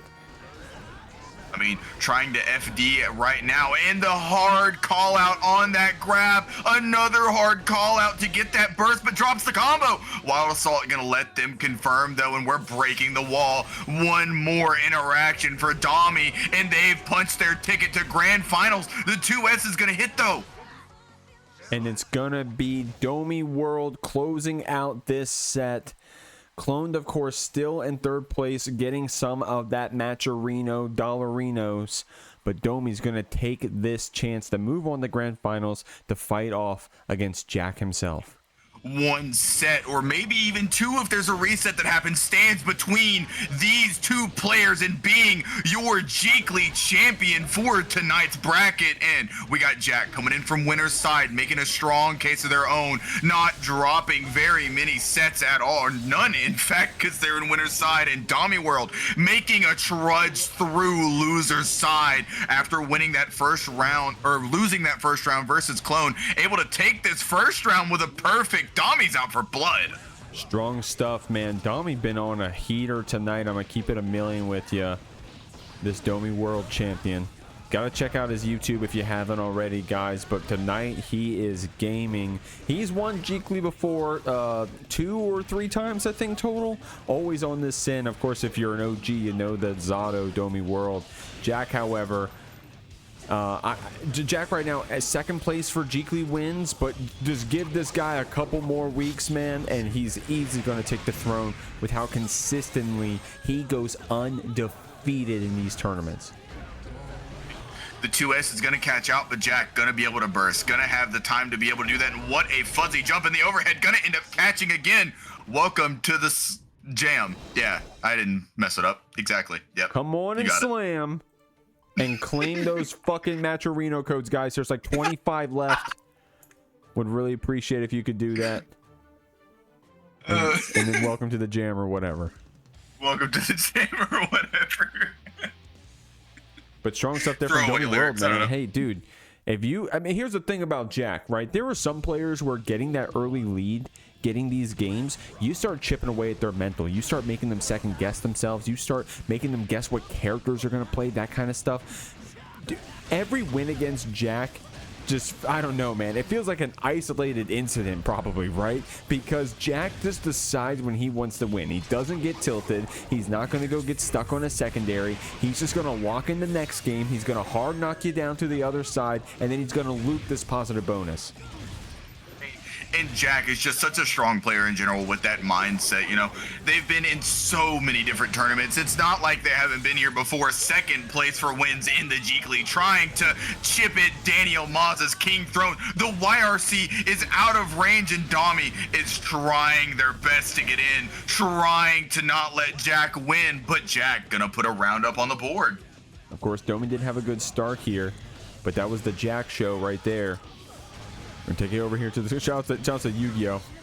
But here we go. We're gonna get in with that jumping JS, trying to jelly you back with these air normals. The beak driver from that other side. Yo, Jack with the run up 6P. We're looking like Milia out here. Going for the overhead, gonna get a big combo started here, but Jack wants to burst out, doesn't want to let Domi start to grab this game by the horns. A big backdash. Both these players are playing neutral, trying to back up, trying to not get each other into a rhythm, and Jack is gonna be the first to strike with a run-up throw. No tension for that Deus Ex, so we don't get that positive bonus loop quite yet. We're gonna have to just keep it honest out here. But Domi running up on you with that, dude. That throw after that dash up 2K was tricky as hell. Domi really fast about those tick throws, really strong about that kind of pressure. And you saw Jack right there, scared about that active 2K, was actually able to backdash it and get back in. Oh, it's the beak driver from downtown, gonna send you tumbling, tries to go for the combo, and Jack not having it far slash, gonna go for another tumble situation, but doesn't spend the stamina. Maybe worried about burst and calls out the grab. You know, that Jonathan Tiene video has been really teaching everybody sin defense, but whenever you got a player like DomiWurld, they're not afraid to call out those grabs. Yeah, you know, it's the meta now, especially at this high level, man. Yeah, I'm glad you brought that Tiene video. I was thinking the same thing. Yeah. Jack gonna hard knock you down over here. We do have a lot of resources to play with for Domi with that stamina, but Jack's gonna have to get some focus back. Of course, it's able to crank up through that throw animation and the 2P on the wake up. We were giving Jack credit earlier. He's so good with that wake up button. Now, oh, and now look at Domi here, going for a big confirm, not giving Jack a chance to be able to burst out, and now that's a hard knockdown situation for Domi of all players. That's a scary situation to be in, but the success, the Y-Iota, the success is gonna lead into a Deus Ex Machina. Strong stuff there from Jack. Now, that wasn't a roller round or nothing. Reminder that Domi had a really strong start. Jack, of course, won that last game, but dude, that was a good fight back and forth. Jack getting his feet comfortable, his feet placed, and what am I trying to say? His footing. There we go. Jesus, he's getting his footing out here. In this set, it could potentially be a long one, depending on how well Domi plays and keeps up that pressure. Or it could just be Jack starting off this 3-1. We'll have to see. Guys, get your bets in now as Domi gets that overhead, cancels that stamina, but Jack was ready with the burst. Jack playing that happy chaos, no shoes on the ground, those stone slappers getting seeded into this 5K, into the Kurt's gonna get the wall break with the shot, going through for more damage here in the overhead off the fast RC, gets the DP, gonna push into the corner, 5K, 6H, getting that free buff before breaking that wall. Jack does have this tension here as well. Gonna loop this situation, getting that focus, getting that Deus Ex. Domi does have so much to play with here on this side, man, but we're gonna have to navigate around this incredibly strong Jack with that B or C slowdown 2K pickup. Dude, that was fucked up. Jack gonna seal out this round with some awesome play. I mean, and it only can be expected of players of this caliber, especially if you're in the grand finals of the Jeekly. Messed up mix like that is going to be handed out front, left, and right, left, center, wherever you need it. And now, Domi trying to get in with these slow little dash blocks in, using that burst as another stamina bar, as it seems, going to end up breaking the wall. Trying to go for that low, and Jack's not having it, going for their patent pending mix. Oh, that Goomba Stomp counter hit's going to put Domi right back on his ass. Good stuff with that hoof stomp, though. Dude, these 2Ks have been going crazy, Ukio. Oh, yeah. They've been doing so much for not only Domi, but also Jack on the other side. You know, going back to the conversation we had earlier, sometimes it's the babysitter that's got a belt to ass, not the dad. Sometimes. There you go, yeah. Oh. Now, okay, we're catching on those hoof stomps, though. I mean, Jack's been doing a pretty good job of blocking them out, but Domi, when he gets the hit, man, he makes it hurt. I mean, and I know I've said it before, but I do think that Jack has some of the best defense in Guilty Gear. And what does that say about Domi's offense? Able to open up somebody like Jack with these hoof stomps, these gazelle steps, these constant elk hunts, making sure that it's never one option entirely that's getting represented. Gonna burst you back. That Goomba picks up, dude. Oh my god, that route. Jesus, bro. We're looking like Chun-Li out here with those air combos. We're gonna be on this other side. Domi does have some tension to play with. Jack gonna get this tick throw in, that fast RC shot. Domi was able to get that burst, but only for Jack to block it as we take this game 3 of Grand Finals. Domi is definitely still in it, putting up such a strong fight and taking it to last round. Definitely, maybe not a last interaction, last hit situation, but 100% doable there if they were to get the right hit, be able to structure the right pressure. And now you got one more game if you're Jack to add one more belt or one more crown to that pile that you have. What do you do here if you're Domi? Bro, you gotta start licking your controller or something, man. You gotta be rolling your thumb over the buttons. You don't expect me to say that? Here we go. Good blocks on the shots. Jack with an early burst. If Domi gets another good hit or some good pressure here, which we're already seeing, this could be deadly for Jack, but an easy, simple jump forward is sometimes all it takes to flip the script. Flip the script like gun flip. I saw what you were getting at. Yeah, that's not what you were going for at all. Goes up for the close slash, gets the stagger pressure, goes for the overhead, has the stamina to convert, and now you got Jack into the corner, got Jack exactly where you want them, and Jack able to get burst back before the end of that round, or so I thought. I am a liar. Oops. Couldn't get that burst. We basically got it back. We got it back. Unfortunate drop. That actually would have mattered, Ukio, because I think Jack would have splatted before using the burst, so Domi would have gotten that positive bonus, but nice counter hit from downtown. Jesus Christ. Yo, you got to spend this burst eventually, homie. You're running out of good times to do it. Domi is actually... Oh, that's going to kill... No, oh my God, no, dude. Okay, we're still able to take the round. Guys. If you're gonna bait a burst, you got to dedicate yourself to it, man. You gotta do it. Oh my god. I mean, I don't mean the backseat fucking DomiWurld and grand finals of this 90-man tournament, but dog, just hold down back the whole time. Oh my god. I mean, going out for blood indeed. Backseating DomiWurld. Seating in grand. Anyways, game 5.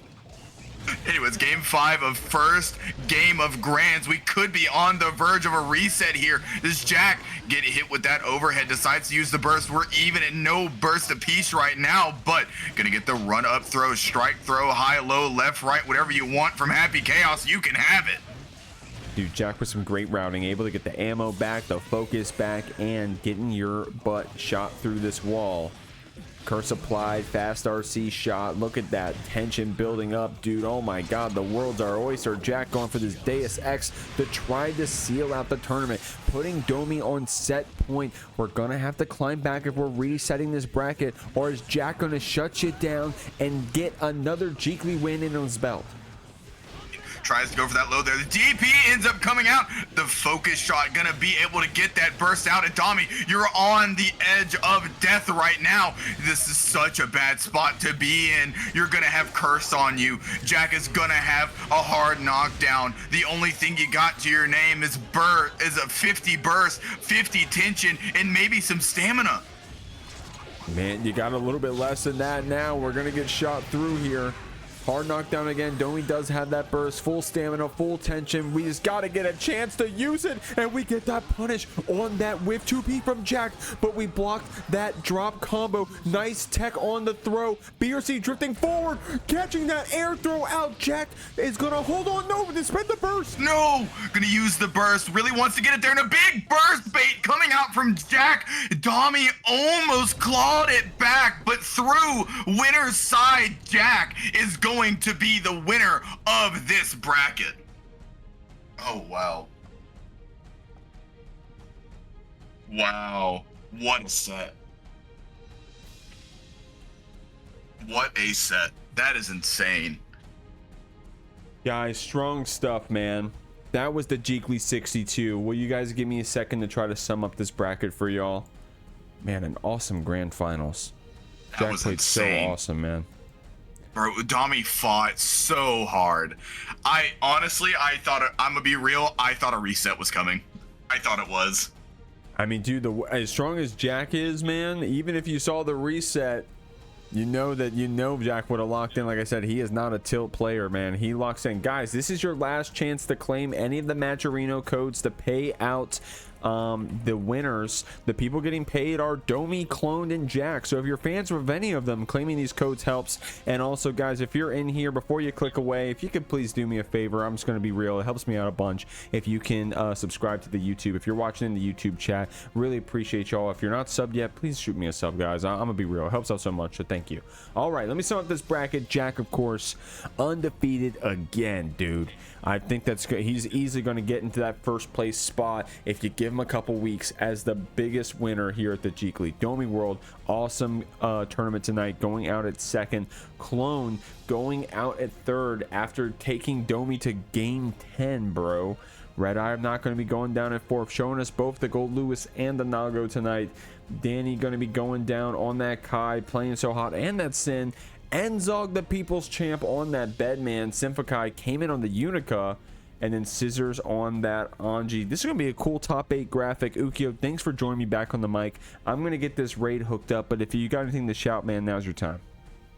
Yeah, for sure. I'm in a couple of orgs. One of them is GGG, and we run our own beginner bracket. It's called the Get Good Gambit. It's every other Sunday, not this upcoming Sunday, but the Sunday after. And it's we know that this is an open bracket, and we know that a lot of the participants might not be able to qualify, but we would love to see all of you extremely skilled players and all of you knowledgeable watchers to come and hang out with us in our server. Help us bring awareness to our newer players that come into the scene, and help us all grow and just chill out and hang with the GGG crew. Not only that, but I'm now starting to stream, so if you want to come hang out with me, I try to stream every other day at GGG, twitch.tv/GGGUkio. Thank you so much for having me on, Jeek. It was a lot of fun to commentate with you, as always.